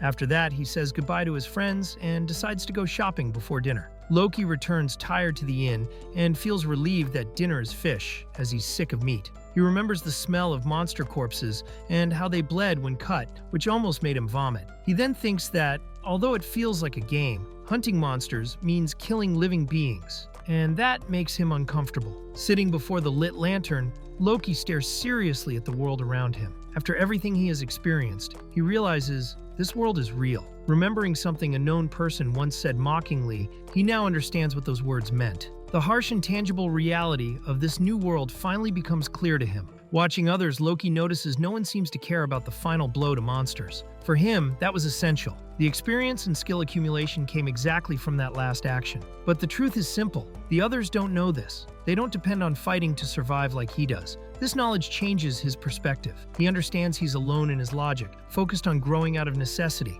while others just live their routines. Loki discovers he has a unique advantage. He can see his levels and skills in detail, something others can't. For them, the status system only shows which skills they have without numbers. He, however, sees everything like a game, a real cheat. With this in mind, he decides to use this advantage to grow faster than anyone, even if he has to treat this reality as just a progress system. Loki starts thinking about his cold and calculating attitude. Even knowing people care about him, he ignores everything for his own growth. He admits he could even take advantage of others if necessary. But the reason behind this is clear. In this new world, he really can become stronger, something he never imagined possible in the original world. Alone and overwhelmed by traumatic memories of his old world, Loki realizes he's letting himself be consumed by the quest for power. He faces the darkness around him, feels the weight of the decision, and silently asks to be returned to his original world. But as the light fades, he understands. If he continues like this, he will end up corrupted. Loki discovers he shares his name with an ancient demon king defeated by another hero from another world. This makes him reflect on his own nature. With a dark smile, he admits his personality doesn't fit that of a hero. He faces his possible destiny and, taken by intense thoughts, admits if he continues down this path, he could end up becoming the next demon king and ruling the world. Frustrated for not getting answers from the entity that brought him to this world, the protagonist decides to give up all expectations. He clenches his fist with determination, stating he will live only for himself. Even without understanding the reasons for being summoned, he accepts what happened and begins to think about whether or not he should tell the truth about his origin to the friends he made. The protagonist wakes exhausted, feeling heavy and sore feet. He tries to get up, but his body shakes from weakness. Sitting and sweating, he realizes he pushed his child body too hard. With a regretful expression, he admits he was reckless acting that way in a body of only 14 years. Without orders in the new world, the protagonist decides to act on his own, but soon notices a problem. His physical endurance is very low. Without messages or instructions, he identifies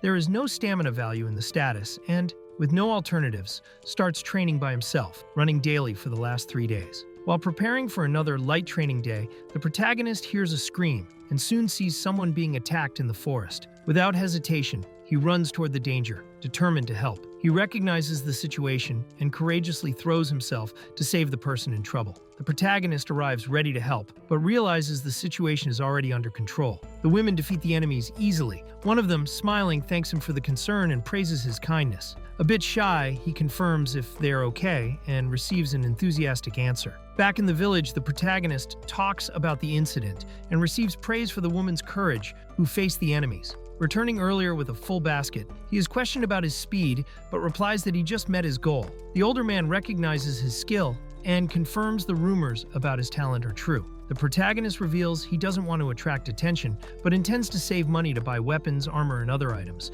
aiming to explore the Raqqa Plains in the future. He estimates he needs about 1.5 million biki. The man he talks to is surprised by the amount and comments that, to reach it, he will stand out anyway. He also explains most hunters in the city only sell leftovers as extra income, unlike the effort the protagonist shows. The man explains that, even without wanting to stand out, the protagonist will attract attention if he keeps delivering monster materials every day. He says this also enhances his image in the guild. The protagonist reflects and hears that selling materials in specialized stores generates more profit. Then, he is warned about the risk of always carrying gold coins and advised to keep them in the guild itself. He replies this is related to ranking up, so he needs to keep them with him. The protagonist is surprised to discover he could keep his gold coins in the guild. He imagines an absurd scene where he's attacked by thieves carrying all the money. Frustrated, he mentally complains that Amanda didn't tell him something so important before. Now without coins, he ironically laments the situation,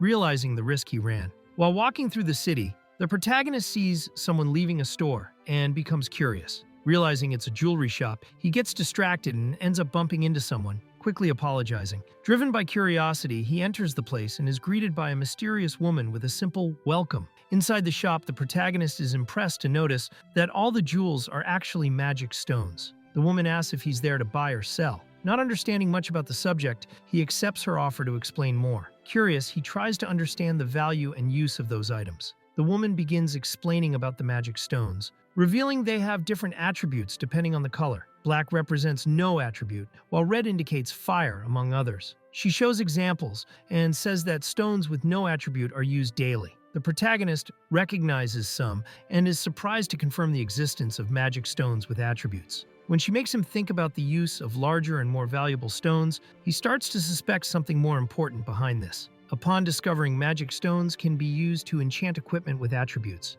The protagonist gets excited at the idea of having two swords with different elements. He gets thrilled imagining the potential in combat. However, the woman reminds him that stones are still too expensive for a beginner with only a knife. One of the men comments about a store in Bezart specialized in enchantments. The woman, smiling, acknowledges that he imagined exactly that. The protagonist is shocked to see a small magic stone selling for 50,000 biki, much higher than he expected. The seller explains that earth attribute stones are cheap because they are used only in construction, unlike fire or ice, which are more sought after. She suggests he return when he has enough money, teasingly calling him future hunter. He accepts the explanation, though a bit frustrated. As he walks tired, the protagonist thinks about how much he needs to save just to get his basic equipment, and now he's also discovered weapons with magical attributes. Even overwhelmed by so many possibilities, he gets excited imagining uses in combat, visualizing powerful combinations of magic and weapons. With a light sigh, he decides it's time for dinner. Sensing a strong smell in the air, the protagonist stops immediately, impacted.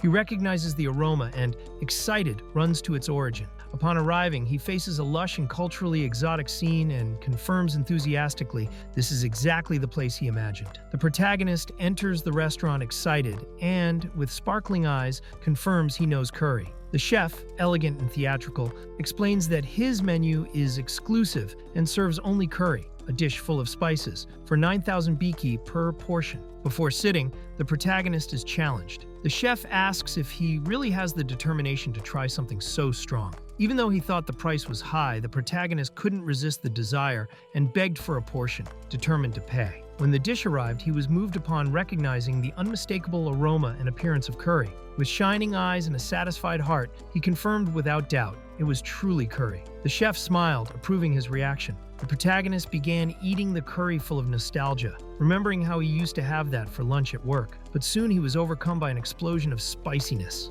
The dish was extremely hot, to the point of pain. Even so, through tears and sweat, he realized there was a delicious flavor behind the intensity and continued eating, enchanted by the taste. Sweating and with a red face, the protagonist couldn't stop eating. Delighted with the flavor, he devoured each portion enthusiastically. When finished, happy and satisfied, he thanked for the meal with a big smile. Afterwards, he left the restaurant with renewed energy and a warm heart. After the meal, the protagonist reflected on the high cost, 9,000 biki per dish, just as he was trying to save 1.5 million. Still, he walked satisfied and without regrets, thinking it was worth it for the delicious experience. The familiar flavor made him suspect, could there be more people in this world who also came from Earth? The protagonist recalled with satisfaction the curry he had just eaten, describing it as a supreme dish full of spices. Despite the incredible taste, he recognized the price was too high and decided he would only eat it again as a reward. Reflecting on the experience, he concluded he was lucky this time,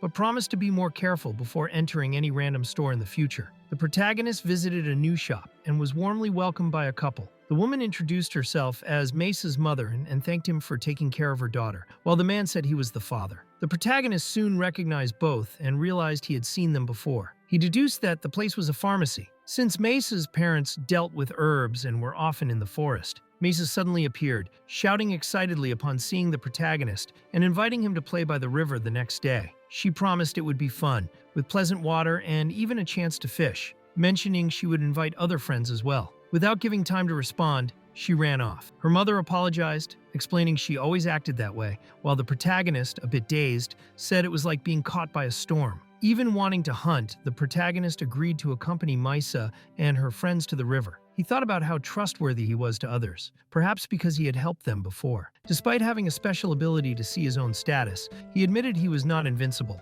and thought Zinc was much stronger and more reliable than him. Still, he received gratitude from Misa's parents, who trusted the group's safety with him around. Misa's mother gave the protagonist a bottle of special medicine, explaining it was for relieving muscle pain and recovering fatigue, ideal for someone who runs every day like him. Surprised, he asked the price, but she refused any payment, saying it was a thank you for saving her daughter from goblins. The protagonist insisted on paying for the medicine, but Mace's mother firmly refused, saying it was just a leftover bottle and she wouldn't accept a large sum for something like that. He noticed a change in her expression and began to doubt. Did she only give it as a placebo? But he quickly changed his mind, thinking that if even the curry was expensive, precious herbs were probably used in the medicine too. He concluded that, in this case, he could expect good results from the remedy. The protagonist thanked for the medicines and said that if they worked well, he would return to buy more. He also took the chance to ask for a medicine for stomach pain. As he left the pharmacy, two figures at a distance spotted him. Recognizing him, he seemed about to join his friends for the next event. The group gathered excitedly for the trip to the river. Misa, full of energy, led the departure enthusiastically, while Loki commented that he bought the cheapest fishing rod, but it should work. Zinc instructed that the items be placed in Pata's basket and warned that he and Loki would scout the surroundings as a precaution during the journey. Already moving, the protagonist wondered how long it would take to reach the destination. When asking how long it would take to reach the river, the protagonist was surprised to hear the walk would last about 2 hours. As the group happily followed the trail, he observed the surrounding nature and thought about how wild that world was. Pata, carrying the basket, complained about the effort just to play. At the river, Mesa watched the water excitedly, while the tired protagonist let out a relieved laugh. Despite the effort, he still hadn't caught anything. Zinc suggested they take a lunch break, and the group seemed ready to enjoy the moment together. While fishing together, the protagonist appreciated the peaceful scenery and relaxed with the calm atmosphere. Pata showed generosity by sharing his fish with the group, saying he even brought his mother's lunchbox. Zinc commented, surprised at Loki's lack of fishing skill, which was unexpected to him. With everything ready, the group gathered to eat and enjoy the moment. The group prepared to roast the fish, and Misa brought a magical tool to light the fire, impressing the protagonist. Zinc explained how the device worked, using a magic stone as an energy source. After turning on the device, everyone was surprised at its convenience. Excited, the protagonist declared they could now eat grilled fish, holding the item enthusiastically, amazed at its usefulness. The group enjoyed the moment around the campfire, savoring the roasted fish. The protagonist relaxed and appreciated the peaceful landscape, saying he felt at peace. He kept tending the grill and warned that another fish was almost ready. Upon seeing what was being prepared, the others were surprised. Insects. Despite the reaction, Loki assured they tasted good with salt, and everyone kept eating together, enjoying the wild picnic. After savoring lunch, all agreed the food was delicious and decided to fish more as a form of exercise. Misa suggested a team battle to make the activity more fun. When there was doubt about how to divide teams, the protagonist proposed solving it with a simple game from his world, rock, paper, scissors. The group reacted curious and excited about the idea. The teams were formed, and the atmosphere heated with competitive spirit. Misa confidently declared she wouldn't lose, while Loki guaranteed he wouldn't go easy either. The protagonist teamed up with Pata and started coordinating actions, asking for help to move stones. Although having difficulty communicating clearly, he tried using gestures and noticed Pata understood,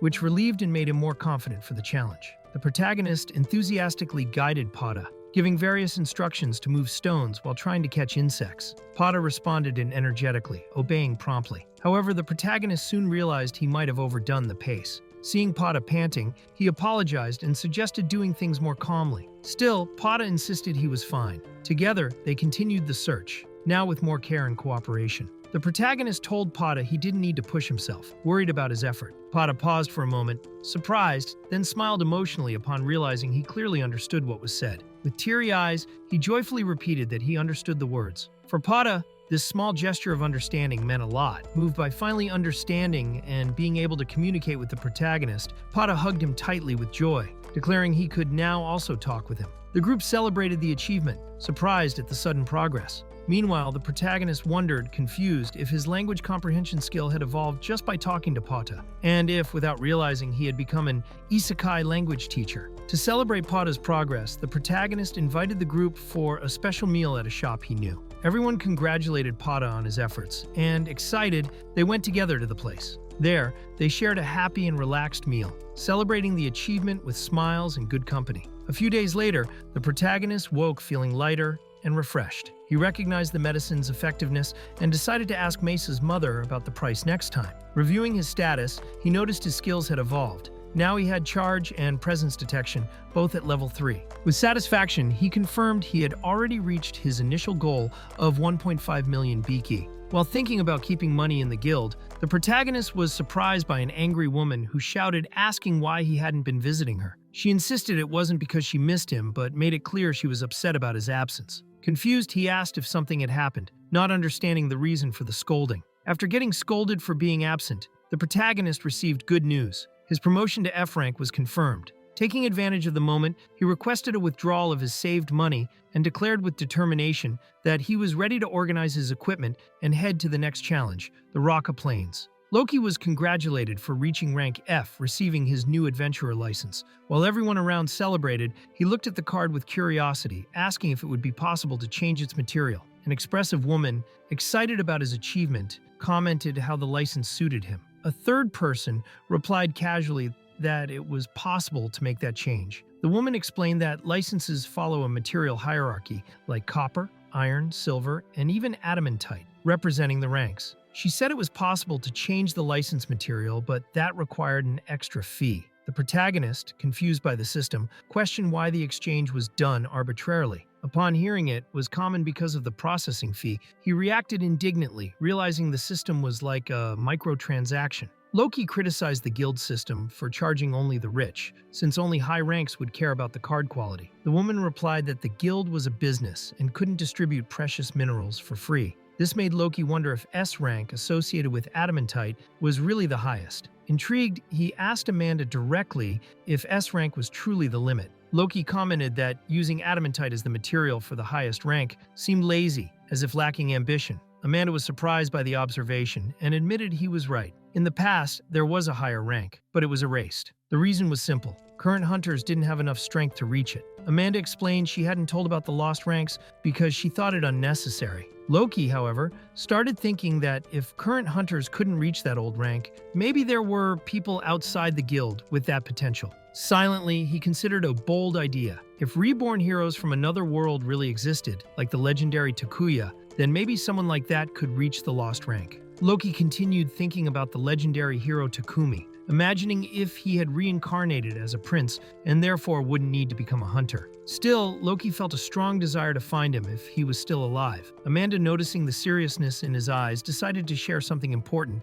since he brought up the subject. Amanda got excited seeing Loki's interest, drawing everyone's attention. She eagerly began telling the legend of the lost rank, praising his cleverness. Loki, startled by the exaggerated reaction, tried to escape, saying he was still low rank and everything was fine for now. But Amanda was clearly determined to share everything. The next day, Loki was excited, preparing for his journey to the Raka Plains. He bought various supplies and antidotes, gathered information, and felt Amanda's pressure still looming. Enthusiastic, he decided he would buy his weapon and armor in the morning and left determined, declaring he was ready to explore the plains. Loki went to the blacksmith to order his armor. The man said that with the leather in stock, the work would take 4 days. However, after a dramatic pause, he corrected himself. It would take 5 days. Loki panicked at the delay, reacting exaggeratedly, while a nearby figure asked if he had lost his mind for good. Loki tried to argue with the blacksmith, saying he had made all preparations and woke early to go to the plains, suggesting using ready-made armor. The blacksmith, serious, refused the idea and reminded him it involved his life. Wearing something that didn't fit well could hinder combat. He said he needed to measure Loki first, as there was no ready armor in a child's size. Resigned, Loki let out a frustrated groan. Loki decided that, if it was just a reconnaissance mission, he could go without armor. While looking at the weapons, he was fascinated by a sword on display and excitedly asked to see it up close. The blacksmith, surprised, agreed. Upon wielding it, Loki got even more excited. The sword was the ideal size and within his budget. Loki was surprised to discover the sword was enchanted with a magical power boost, yet still had a low price. The blacksmith explained that no one in town wanted to buy it. Enchantments were more common on staffs, and local hunters were all rank E, who didn't use such weapons. Even knowing this, he made the sword. Loki asked why he would create something so specific, and the blacksmith only replied with a firm look, implying he had a purpose. While observing the enchanted sword, Loki realized the blacksmith made it knowing no one in town would buy it. Thoughtful, he wondered about the reason behind this. The blacksmith then revealed with a serious look he made that sword for his own son. Loki was surprised to learn the blacksmith had a son, and reacted directly, creating an awkward mood. Realizing he touched a sensitive point, he apologized. The blacksmith, with a sad but firm look, told him not to worry, and confirmed his son was exactly as Loki imagined, excited about adventures in his youth. Still, he changed the subject and asked if Loki intended to buy the sword. Loki decided to buy the enchanted sword, excited about the choice. The blacksmith, with a slight smile, said he put the sword in the showcase because he wanted to sell it, believing his son would have preferred it that way. However, the mood suddenly changed. With a dark and serious look, the blacksmith stared at Loki and asked if he was really thinking of going to the Rocka Plains without armor. Loki, pressured by the direct question, decided not to lie and admitted he intended to go to the Rocka Plains without armor. He knew it seemed reckless, but was confident. His stats had already reached the limit for his current level, and he believed he could face the monsters of the region safely, as long as he acted cautiously. The blacksmith suggests not selling the sword until Loki's armor is ready, trying to prevent his rushed departure. But Loki thinks about his own path. He remembers growing stronger by facing challenges on his own, without relying on common methods or the guild's help. While others wait for support or recommended levels, Loki faced dangers directly. He knows if it were someone else, they would wait, but he is not. Determined, Loki states he can't wait 4 days for the armor. Even if he only has a knife, he says he can still explore the new hunting area. With steady eyes, he faces the blacksmith, making clear his decision. He needs to move forward, even if it's risky. The blacksmith panics, seeing Loki has the same reckless spirit as his son. With sorrow, he reveals that while pouring all his effort and heart into forging that sword, his son died. The memory shakes him deeply. After a heavy silence, he tells Loki to wait there and leaves, leaving a tense atmosphere. The blacksmith returns with armor and helps Loki put it on, saying it fits perfectly. Loki asks if it belonged to his son, and the blacksmith, with a serious and sarcastic tone, says the armor is strong enough to withstand even the magic of an air-praying mantis, something that would prevent stupid deaths by recklessness. Loki feels the tension but replies with an ironic smile, saying it makes him more focused. The blacksmith then stares firmly and declares that if Loki dies wearing that armor, he will follow and kill him again. In the training field behind the shop, the blacksmith watches as Loki, now equipped with armor and sword, prepares to practice. He instructs the boy to test his strikes. While training, Loki feels the weight and purpose of that weapon. In a reflective moment, he asks if the blacksmith was secretly waiting for someone worthy to wield that forgotten sword. Loki tests the sword with firm and agile movements, showing he adapted perfectly to the weapon. The blacksmith watches silently, clearly touched. The boy reminds him of his son. When asked about the sword, Loki smiles and praises it. It's light, easy to use, and great in handling. With a determined look, he sincerely thanks and makes a direct promise. He will not die. Loki finally obtained a special weapon and armor full of feelings. With them in hand, he feels ready to leave the tutorial area and move on to bigger challenges in this new world. Full of determination, he already thinks about the next steps in his journey. Loki insists on paying for the weapon and armor he received, but the blacksmith firmly refuses, saying the items were never for sale. Even shouting that he has the money, Loki cannot convince the man, and they end up arguing loudly, drawing the attention of the entire neighborhood with their commotion. Even managing to pay only for the sword, Loki feels bothered for not being able to pay for the armor. He walks thoughtfully to the church, his last destination. Although he had spoken a few times with the person in charge, it was his first time entering. With money left over, he feels he should be happy as if in a game, but can't avoid a confused feeling. Loki enters the church and observes the statues of the goddesses, admiring the place. He notices someone praying and asks if that is the correct way to pray. The temple's caretaker greets him with a smile, noticing his more refined appearance, and confirms that it is indeed a form of prayer. Loki goes to the room where he can check his status. He discovers it is done through a stone visible to everyone, which makes him uncomfortable. Curious, he asks if the value of the offering influences the information revealed. The nun is startled by the question and firmly says that would be asking for punishment. Loki quickly apologizes, embarrassed by the reaction. Loki discovers that large donations to the church can earn invitations to events promoted by the powerful Fanal Empire. However, since they are in a rural area, this does not affect them. He he reflects on the influence of money within the religious structure, noticing the luxury in the buildings. Meanwhile, another person appears excited with a high offer, ready to participate in the ritual. Loki reveals the real reason he came to the church: the class selection. He finds out the process is considered a form of divine blessing, and that praying properly can influence the type of class received. Surprised, he understands he must accept whatever comes and make good use of it in his journey. The nun explains that the class choice brings a divine blessing, facilitating experience, gain, and skill increase related to the chosen class. Loki understands there are unique skills and even rankings among classes. Surprised by another RPG-like system, he tries to keep focus and accepts this is the reality now. He realizes his biggest problem so far was lack of power. Loki hears from the nun about the possibility of a special class, something rare, revealed only through divine revelation. She mentions she has only seen beginner and intermediate rank classes in the city. But since there is an old priest capable of receiving revelations, there is a rare chance for something greater to happen. Curious and excited, Loki asks to know more, while the nun goes to call the priest. Loki is taken to the city priest, Trail, a respected man still capable of receiving divine revelations. Surprised by his presence, Loki feels the weight of the moment. Trail calmly confirms he can still perform the class selection, being the holder of the rare ability to reveal a special class. Loki, unsure because he doesn't fully understand the process, asks if he can still receive divine protection. While watching and listening, Loki understands that the special class has unique skills, and the gift of divine revelation has a usage limit. Priest Trail reassures him kindly, saying everyone has different origins, and the important thing is to keep learning. Loki observes the statues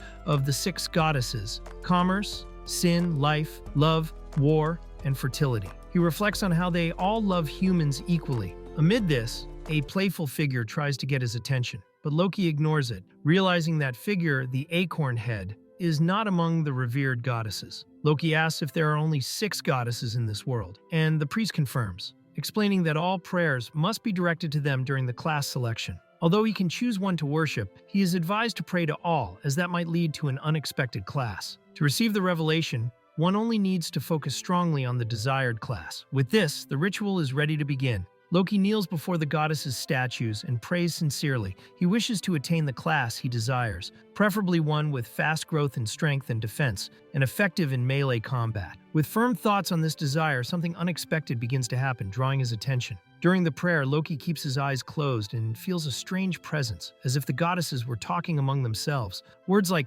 call and prepare echo in his mind. Soon after, a voice calmly instructs him he may open his eyes. Something is about to be revealed. Loki opens his eyes and sees divine figures before him. He realizes the voice he heard was young and not human, possibly one of the goddesses. It's clear something extraordinary is happening. One of the divine figures looks at Loki with surprise and asks who he is. The reaction indicates his presence there is unusual even for the goddesses. Confused by the place and trying to understand if he is indeed before the goddesses, Loki is abruptly interrupted. One of them, impatient, demands he say who he is and violently knocks him to the ground before he can react. One figure approaches and coldly declares that Loki is an anomaly in this world. Showing no mercy, she states she doesn't care who he is, making clear his presence is unwelcome. The dark figure looks at Loki coldly and extends a hand, declaring she will erase him from existence. Fallen and sweating nervously, Loki realizes his life is at risk before a power he doesn't understand. At the moment Loki is about to be erased, one of the goddesses intervenes and stops the attack. She recognizes Loki is an anomaly but argues they have not yet heard his story. The tension remains high,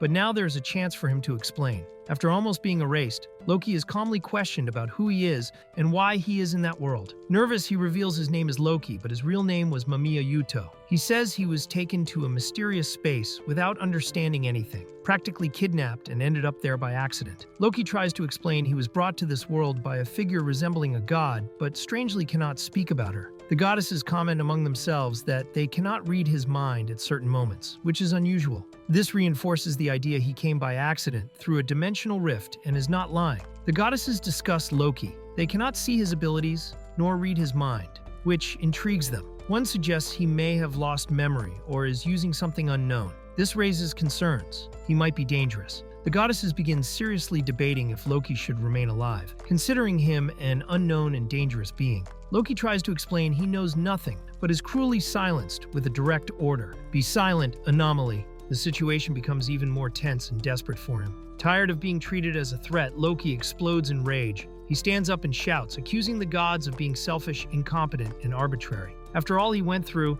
he can no longer bear being judged without even being heard. Loki confronts the goddesses angrily, saying he tried to speak respectfully but was ignored. In response, one gets furious and demands his death, saying he committed an unforgivable crime. Another agrees to eliminate him, even knowing it will affect the city's residents. Loki explodes completely, calling the goddesses criminals for acting without caring about the innocent. He recalls how he was kidnapped from his world without explanations, thrown into a forest, and forced to survive as if it were all a game. His revolt is clear. He doesn't understand why he was brought, but refuses to be treated as a villain. Loki completely vents. He tells how he was thrown into an unknown world with no food, water, or survival skills. He was forced to fight, eat raw fish, and fend for himself. Even so, when he reached Bezart town and met people for the first time, he felt hope. He only wanted to live well in that new world. In tears, Loki begs for an answer, asking why he is treated that way. He does not understand why he is punished for only trying to survive. He remembers with emotion how he was accepted by the people of that world, something he never had even from his own parents. All he wanted was to live in peace. Believing his end is near, Loki accepts his fate with sadness. He thinks how he would like to be reborn in a world where effort is worthwhile. He remembers the promise he made not to die, but now, with no way out, surrenders to resignation, until interrupted by an unexpected voice. One of the goddesses looks at Loki and asks who he really is. Crying, he answers sincerely, he is not a god, just a man who clung to life and started to find joy in that world. He has no answers. He just wants to live. One of the goddesses decides to confirm something with Loki. She explains that the goddesses sometimes reincarnate souls from other worlds and grant special skills during the process. She asks if he received any skills before arriving there. Loki, surprised, starts thinking about this, unsure. Loki reveals he received 2 skills: youth restoration, which made him look young despite being 32 years old, and status screen, which allows him to see his attributes in MP. He also mentions 2 hidden fields on his screen, whose content he doesn't know. The goddesses confirm he is telling the truth and show interest in understanding this skill better. Loki explains that his status screen works like in games from his world, showing attributes, skills, and even a skill tree system. He can see blessings and titles,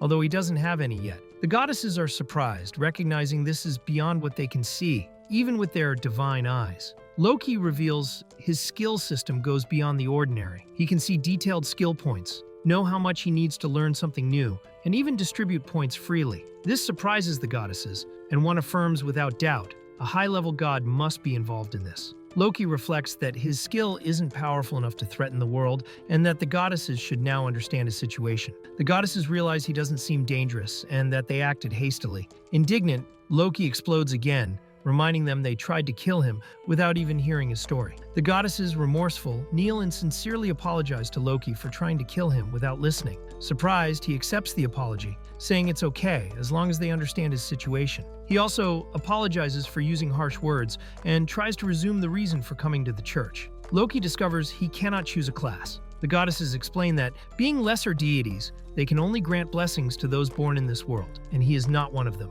When he asks if he can return to his original world, they say they don't have that power either. While Alicia tries to comfort Loki, saying that it is now their duty to guide him to salvation, he finally manages to pay attention to her face. Upon realizing how beautiful she is, Loki becomes stunned and starts to blush, completely distracted by her beauty. Loki discovers he received the skill Divine Revelation, exclusive to priests, which allows him to hear messages from the goddesses once a day. Surprised, he questions if he is being watched all the time, and they confirm, but assure him they can only see his status. Alicia tries to reassure him, saying he can seek them whenever he needs help. But Loki, still suspicious, says he prefers not to go to the church anymore. Loki rebels upon learning that the Divine Revelation skill only lets the goddesses speak to him without him being able to respond. Alicia decides to fix this by granting him a very rare skill called Celestial Channeling, something normally only priestesses can obtain. She says she will do this as part of her apology and will use almost all her power to grant it, going into rest soon after. Everyone is surprised by the sudden decision. Loki wakes and confirms everything really happened. He checks his skills and sees he received the rare skill Celestial Channeling, which allows communication with the goddesses, even without being able to acquire classes or blessings. He chooses to see the situation positively, considering this the true beginning of his Isekai life. Despite only being able to use the new skill once a day, he plans to test it before sleeping. while showing concern for Alicia-sama's condition. Loki activates the channeling skill and is immediately bombarded by several voices of the goddesses, all trying to speak to him at once. They argue among themselves about who should communicate with Loki, mentioning rules, divine punishments, and jealousy because he spoke more with others. Some praise him, others discuss responsibilities, while Loki tries to stay calm and asks worriedly if Alicia is okay. Amid the chaos, he only manages to say a timid, "Hello," completely stunned by the situation. Loki realizes the special skill Celestial Channeling, which he can only use once a day and consumes 50 mempa, is practically useless. Irritated by not getting any useful information and wasting energy, he explodes with frustration, shouts that it is a trash skill, and throws the notebook away. Then, he tries to convince himself to think positively, but is clearly displeased, wondering if useless goddesses also come with this kind of setup. Loki reflects on the deities controlling the world, both the lower-ranked goddesses and the higher god Furza. Even facing their apparent absolute influence, he firmly decides to live his own way. In an inner challenge, he stares at the sky and wonders if even this decision is already in the hands of the Acorn Head, but soon answers himself, no. The protagonist desperately tried to convince others, but was ignored, threatened, and silenced. Then, he obtained a rare skill that allows him to speak with the goddesses. However, upon using it, he discovered it was useless. Just a minute of unbearable one-sided chatter. Despite visible exhaustion, the protagonist continues his routine without rest. He ignores warnings and remains determined to hunt again in the Raqqa Plains,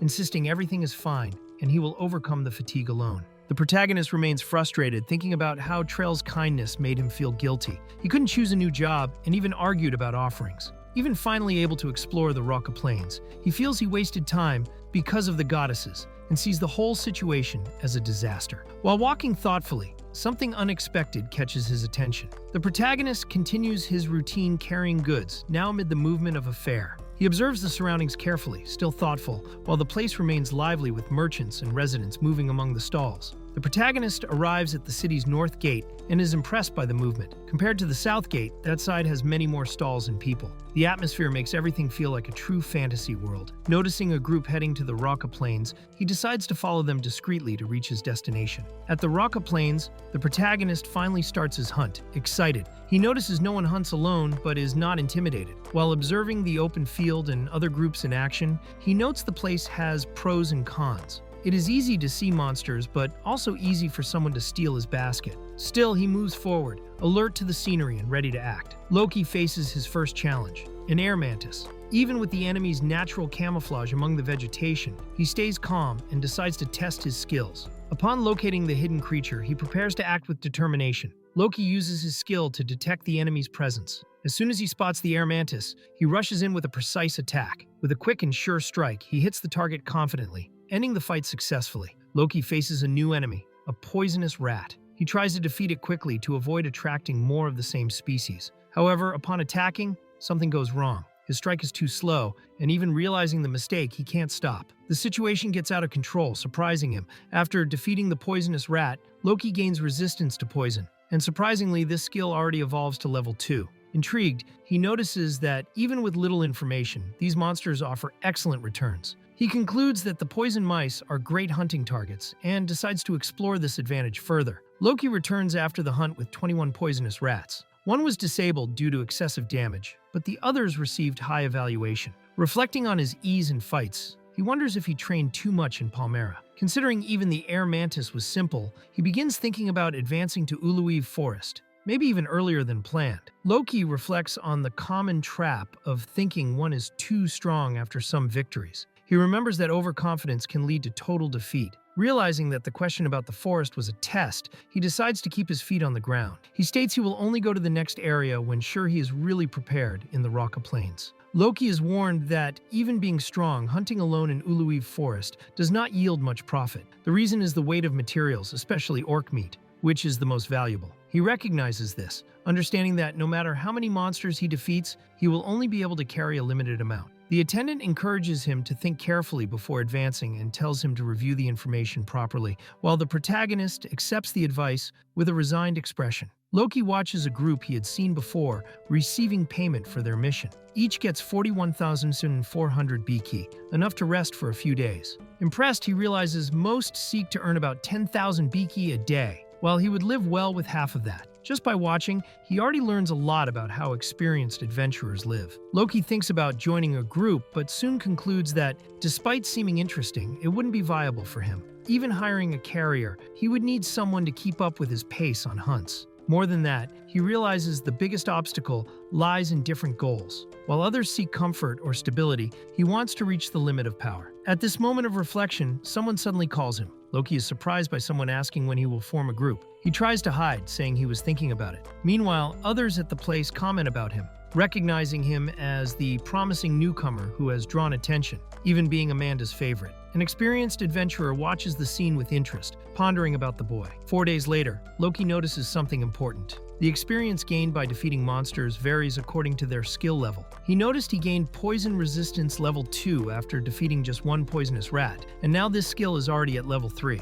Comparing with Palmera monsters, who seem to have skills at level 1, he concludes poison mice must have poison resistance at level 4, which explains the rapid experience gain. This shows how the environment and monsters directly influence skill evolution. Loki decides that before going to Uluweave, he needs to raise his poison resistance to at least level 6, ideally up to 7, by hunting monsters with high-level skills. However, he realizes hunting at a fixed spot does not work there, as he must keep an eye on the basket all the time. Besides that, he discovers something bizarre. The poisonous rats are cannibals, which complicates the situation even more. Loki, seeking efficiency, wants to hunt everything in one place, but realizes returning to Bezart to store materials would take 2 hours, which is unfeasible. Thinking of solutions, he imagines a high platform to protect his basket from monsters. He wonders if he could pile earth with a shovel, but soon finds the idea unrealistic, until he remembers he learned earth magic from the Huli Mole. Loki decides to test the earth magic by saying ground rise as a joke, but to his surprise it works. Repeating the command more seriously,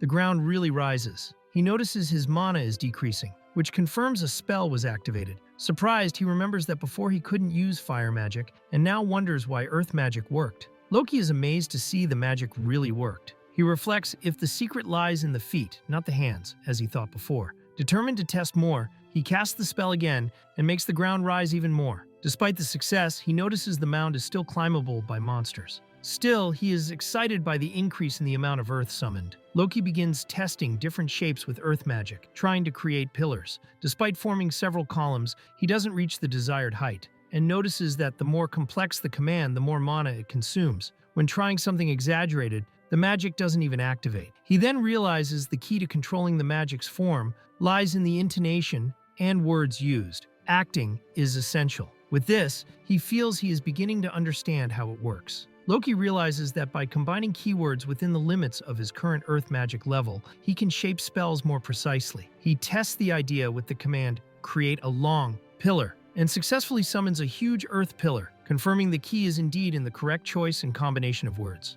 Loki enthusiastically celebrates after managing to summon a tall and solid pillar with earth magic. Now, he can do fixed hunting without worrying about the basket's safety. However, looking at the top of the pillar, he notices an unexpected problem. He didn't think about how to retrieve the basket he placed up there. Loki celebrates the success of fixed hunting with his basket full of defeated monsters. He humorously reflects on how much his perspective on magic has changed, remembering the time he tried uselessly to use magic to grill fish. Now he understands spells come from the feet, not the hands. Despite the difficulty of lowering the basket from the pillar, he is satisfied with the result and his evolution. Loki is surprised to see that fire magic finally worked, letting out a shout of shock and joy. His reaction scares a nearby adventurer, who comments about rumors of a newcomer who always goes alone, clearly referring to him. The conversation leads to a direct observation. Is this isolated behavior the reason he is still alone? Loki, embarrassed, just tries to hide his shock. Aident, with a confident air, introduces himself and says Loki is lucky, offering him the chance to join his group. However, with a completely uninterested expression, Loki politely but directly refuses. No thanks. Aident's reaction shows he didn't expect that kind of answer. Aident gets annoyed when his offer is refused, insisting that hunting in a group is the best way, and that newcomers should rely on veterans. Even with insults and threats, Loki stays calm and firm, saying he prefers to act alone and is prepared for that. He ignores the provocations, even when a frustrated Aident threatens to report him to the guild. A guild employee talks to Loki and explains that Aident only tried to recruit him out of interest in his rewards. They wanted to secure the newcomer before another group did. Although she cannot favor anyone as staff, she promised to give a formal warning to Aden's group. Loki thanks her, saying that already helps a lot. She praises his firm stance and is pleased he rejected the group. Loki reflects on the trouble he got into in Bezart. Even though it's not about strength, he knows dealing with locals can complicate his life. The guild trained him to take responsibility for such situations, but it would still be problematic if he were followed or threatened. He thought Bezart was full of good people, but now realizes he got involved in an uncomfortable situation. After 4 days of hunting, he reached level 9 and decides he wants to reach at least level 11 before returning to Palmyra, mainly to avoid crossing paths with Aden's group again. At night, Loki hopes the problems with Aden's group don't get worse. The next day, he is surprised to see his first emergency mission, extermination of poisonous rats. The reward increased because of a possible outbreak. Loki wonders if this was caused by his recent actions. Loki watches a group leaving armed and ready for the emergency mission. Without wasting time, he also heads to the field with his basket on his back. Soon he is in action, defeating monsters with precision as he continues his determined hunt. While Loki tries to continue his hunt normally, he realizes he is being closely followed by Aden's group. Even out of breath, they insist on chasing him through the field. Annoyed by the insistence, Loki complains loudly, clearly frustrated by the situation.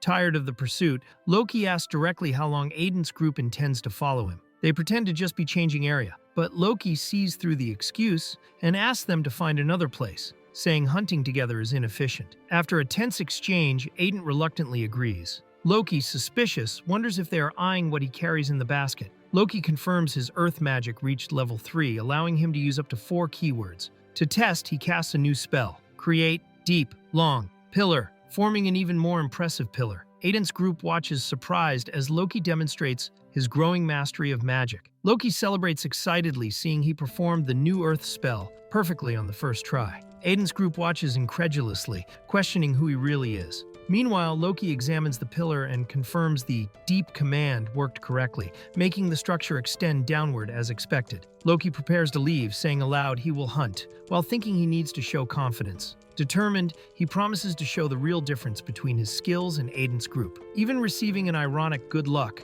he proceeds firmly, determined to prove his worth alone. Loki realizes he needs to retrieve his basket from the top of the pillar. Measuring the height, he visualizes the needed length and prepares to use magic precisely. Confident, he casts the spell, Create 5 meters in length, pillar, raising a new pillar to the exact height he needed. Loki successfully retrieves his basket from the top of the pillar, even scared by the height. He mentally notes the 26 MP cost per platform and understands the importance of controlling magical energy expenditure. Happy with the experiment's result, he is excited about being able to hunt much more efficiently in the plains. With a smile, he brandishes his sword and returns to the field. Time to hunt more. Loki returns exhausted after an intense day of hunting, with the basket so full he can barely carry it. When handing over the materials, the evaluator notices the amount he caught was so large it caused an uproar in the guild, leading to the emergency mission. No other hunter noticed anything strange, confirming the fuss was just because Loki hunted too much. Loki replies when blamed for the emergency mission,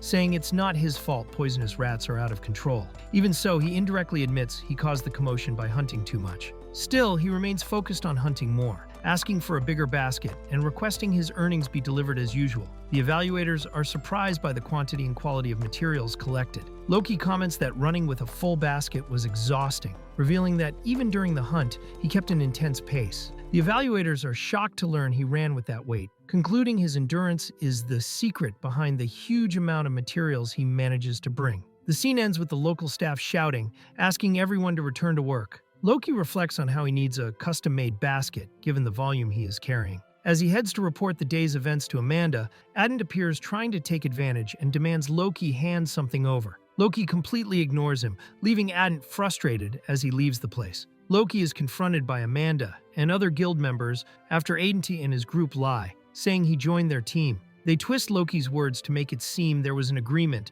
and even demand to split the rewards. Loki denies everything indignantly, but the situation starts to get complicated amid the blatant manipulation by the rival group. Loki realizes the rival group is forcing the situation to try to take advantage, even without skills comparable to his. Instead of backing down as others have done, noticing the power gap, they insist. Tired of the provocation, Loki asks for their rank and earnings information. Amanda reveals they are all rank F and earned 42,000 Biki that day, making clear they are far below Loki. Given that, he decides he will no longer stay silent. Amanda exposes the group's lie by directly asking if Loki was part of their team, something they had claimed to try to share profits. Facing the confirmation, she forces them to pay the fair split they demanded. Loki refuses the 5,000 Biki and, without patience, throws it in their faces that only a fool would trade 400,000 Biki solo for a useless group. The tension explodes when one tells him to shut up. Loki issues his final warning. If they keep following and disturbing him, he will treat them as enemies, just like monsters. Cold and direct, he declares he will ruthlessly eliminate anyone opposing or supporting those who pursue him. To him, anyone disturbing his hunt is as worthless as goblins. The group reacts shocked. After Loki's direct threat, the atmosphere heats up. Adent, furious, yells at him not to think he's better than everyone. The receptionist, nervous, calls for the guildmaster. Soon the old guildmaster appears, irritated by the late-night commotion, and orders Loki to come with him, stating he is disturbing others. A man talks about imposing respect. Then another in the office listens silently, thinking consequences fall on those who ignore the signs. A hunter gets annoyed, thinking the judgment is unfair. The older man explains he heard both sides before deciding, without taking sides. The boy watches, relieved he is there. The older man explains he wants to avoid situations where someone might die. He warns that if the two become enemies, others could get hurt. The hunter is indignant at the possibility, considering everything an exaggeration. The man points out that the boy's strength is abnormal, enough to intimidate anyone. The hunter feels uncomfortable realizing this.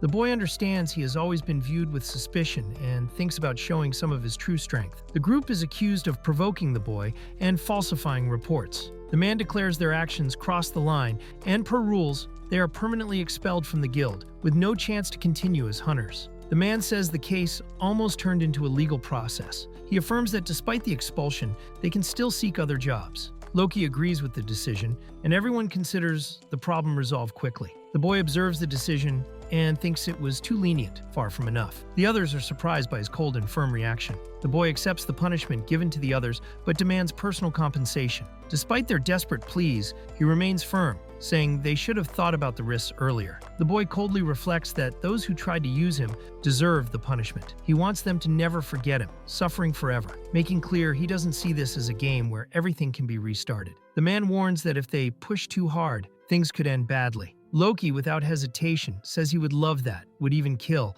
but is holding back. He stresses that if they were criminals, he could legally execute them. The three kneel before the boy, crying and begging forgiveness, offering all their money and equipment. Then they leave, ashamed and defeated, while the boy watches silently. The boy thanks for the help and hands over a small reward. The man asks if this is his new way of acting. The boy admits he may have exaggerated, but says he cannot tolerate those who harm others without thinking. The man understands. Recognizing one life would not be enough to compensate. The boy asks that the potion be given to Jink and the others, explaining he owes them a favor. The woman is surprised but agrees to help, praising Loki's attitude as she carries the items. While walking, the man comments that maybe it's time to review the boy's ranking. He warns that situations like that could repeat and asks him to be careful. The boy agrees but says he does not intend to stay still, though he will try not to stand out too much. The man uses a look from another world, confirming his suspicions about the boy since their first meeting. The boy is surprised, realizing she deliberately tested his language comprehension skill, which makes him even more suspicious. The man reveals he knows Loki came from another world, leaving the boy shocked and suspicious about his intentions. The man tries to calm him, explaining he only wants help identifying something, even offering a reward for the service. The man proposes Loki accept the mission, treating it as a gamble to gain his trust. Loki, still suspicious, agrees, curious about the request. The man sets the meeting for noon at the guild, thanking him for the help before leaving. Loki heads toward the guild, suspicious of the man and finding his presence strange. Suddenly, he hears a voice calling his name, introducing herself as the goddess of war, leaving Loki surprised and alert. The goddess speaks with Loki, saying everyone waits to talk to him again when he is ready. Loki remembers he wanted to ask her something but also gets irritated, recalling the skill that caused problems before. promising to be more careful this time. Loki uses the skill Divine Call and manages to communicate with a goddess named Susurin, who introduces herself as the goddess of abundance. She is excited to finally speak directly with him and comments that everyone enjoys watching the mortal world. Loki notices that with the increased level, he can talk longer. The goddess Ristea takes over the conversation, asking Loki to explain the reason for the contact. She appears serious and direct, impressing Loki with her cold and intelligent posture. He understands he can speak freely since they can read his thoughts during the skill. Loki explains he only recently managed to cast magic, although he had conditions for it before. He asks the goddess what could have caused this change. She replies there are several possibilities, but in his case, it may simply be because of who he is. Loki then realizes the problem started after visiting the church. The goddess explains magic works through spirits who lend power in exchange for mana. In Loki's case, neither spirits nor goddesses could perceive his presence. He feels indignant, realizing that without having met the goddesses, he might never have been able to use magic. Loki apologizes for complaining so much, but says he feels much better now. Then he asks the goddess about a specific skill, wanting to know how to store items in a special space. The goddess allows him to proceed with the question. Loki asks about spatial magic and learns another traveler from another world already used a skill point exactly for that. Surprised, he laments the short time of the call, which soon ends. Thinking about what he learned, he realizes the value of these talks with the goddesses and predicts something important will happen at the guild the next day. Loki gets excited, feeling his true journey is starting. Suddenly, he hears a strange noise and, not understanding what's happening, realizes his consciousness is fading rapidly.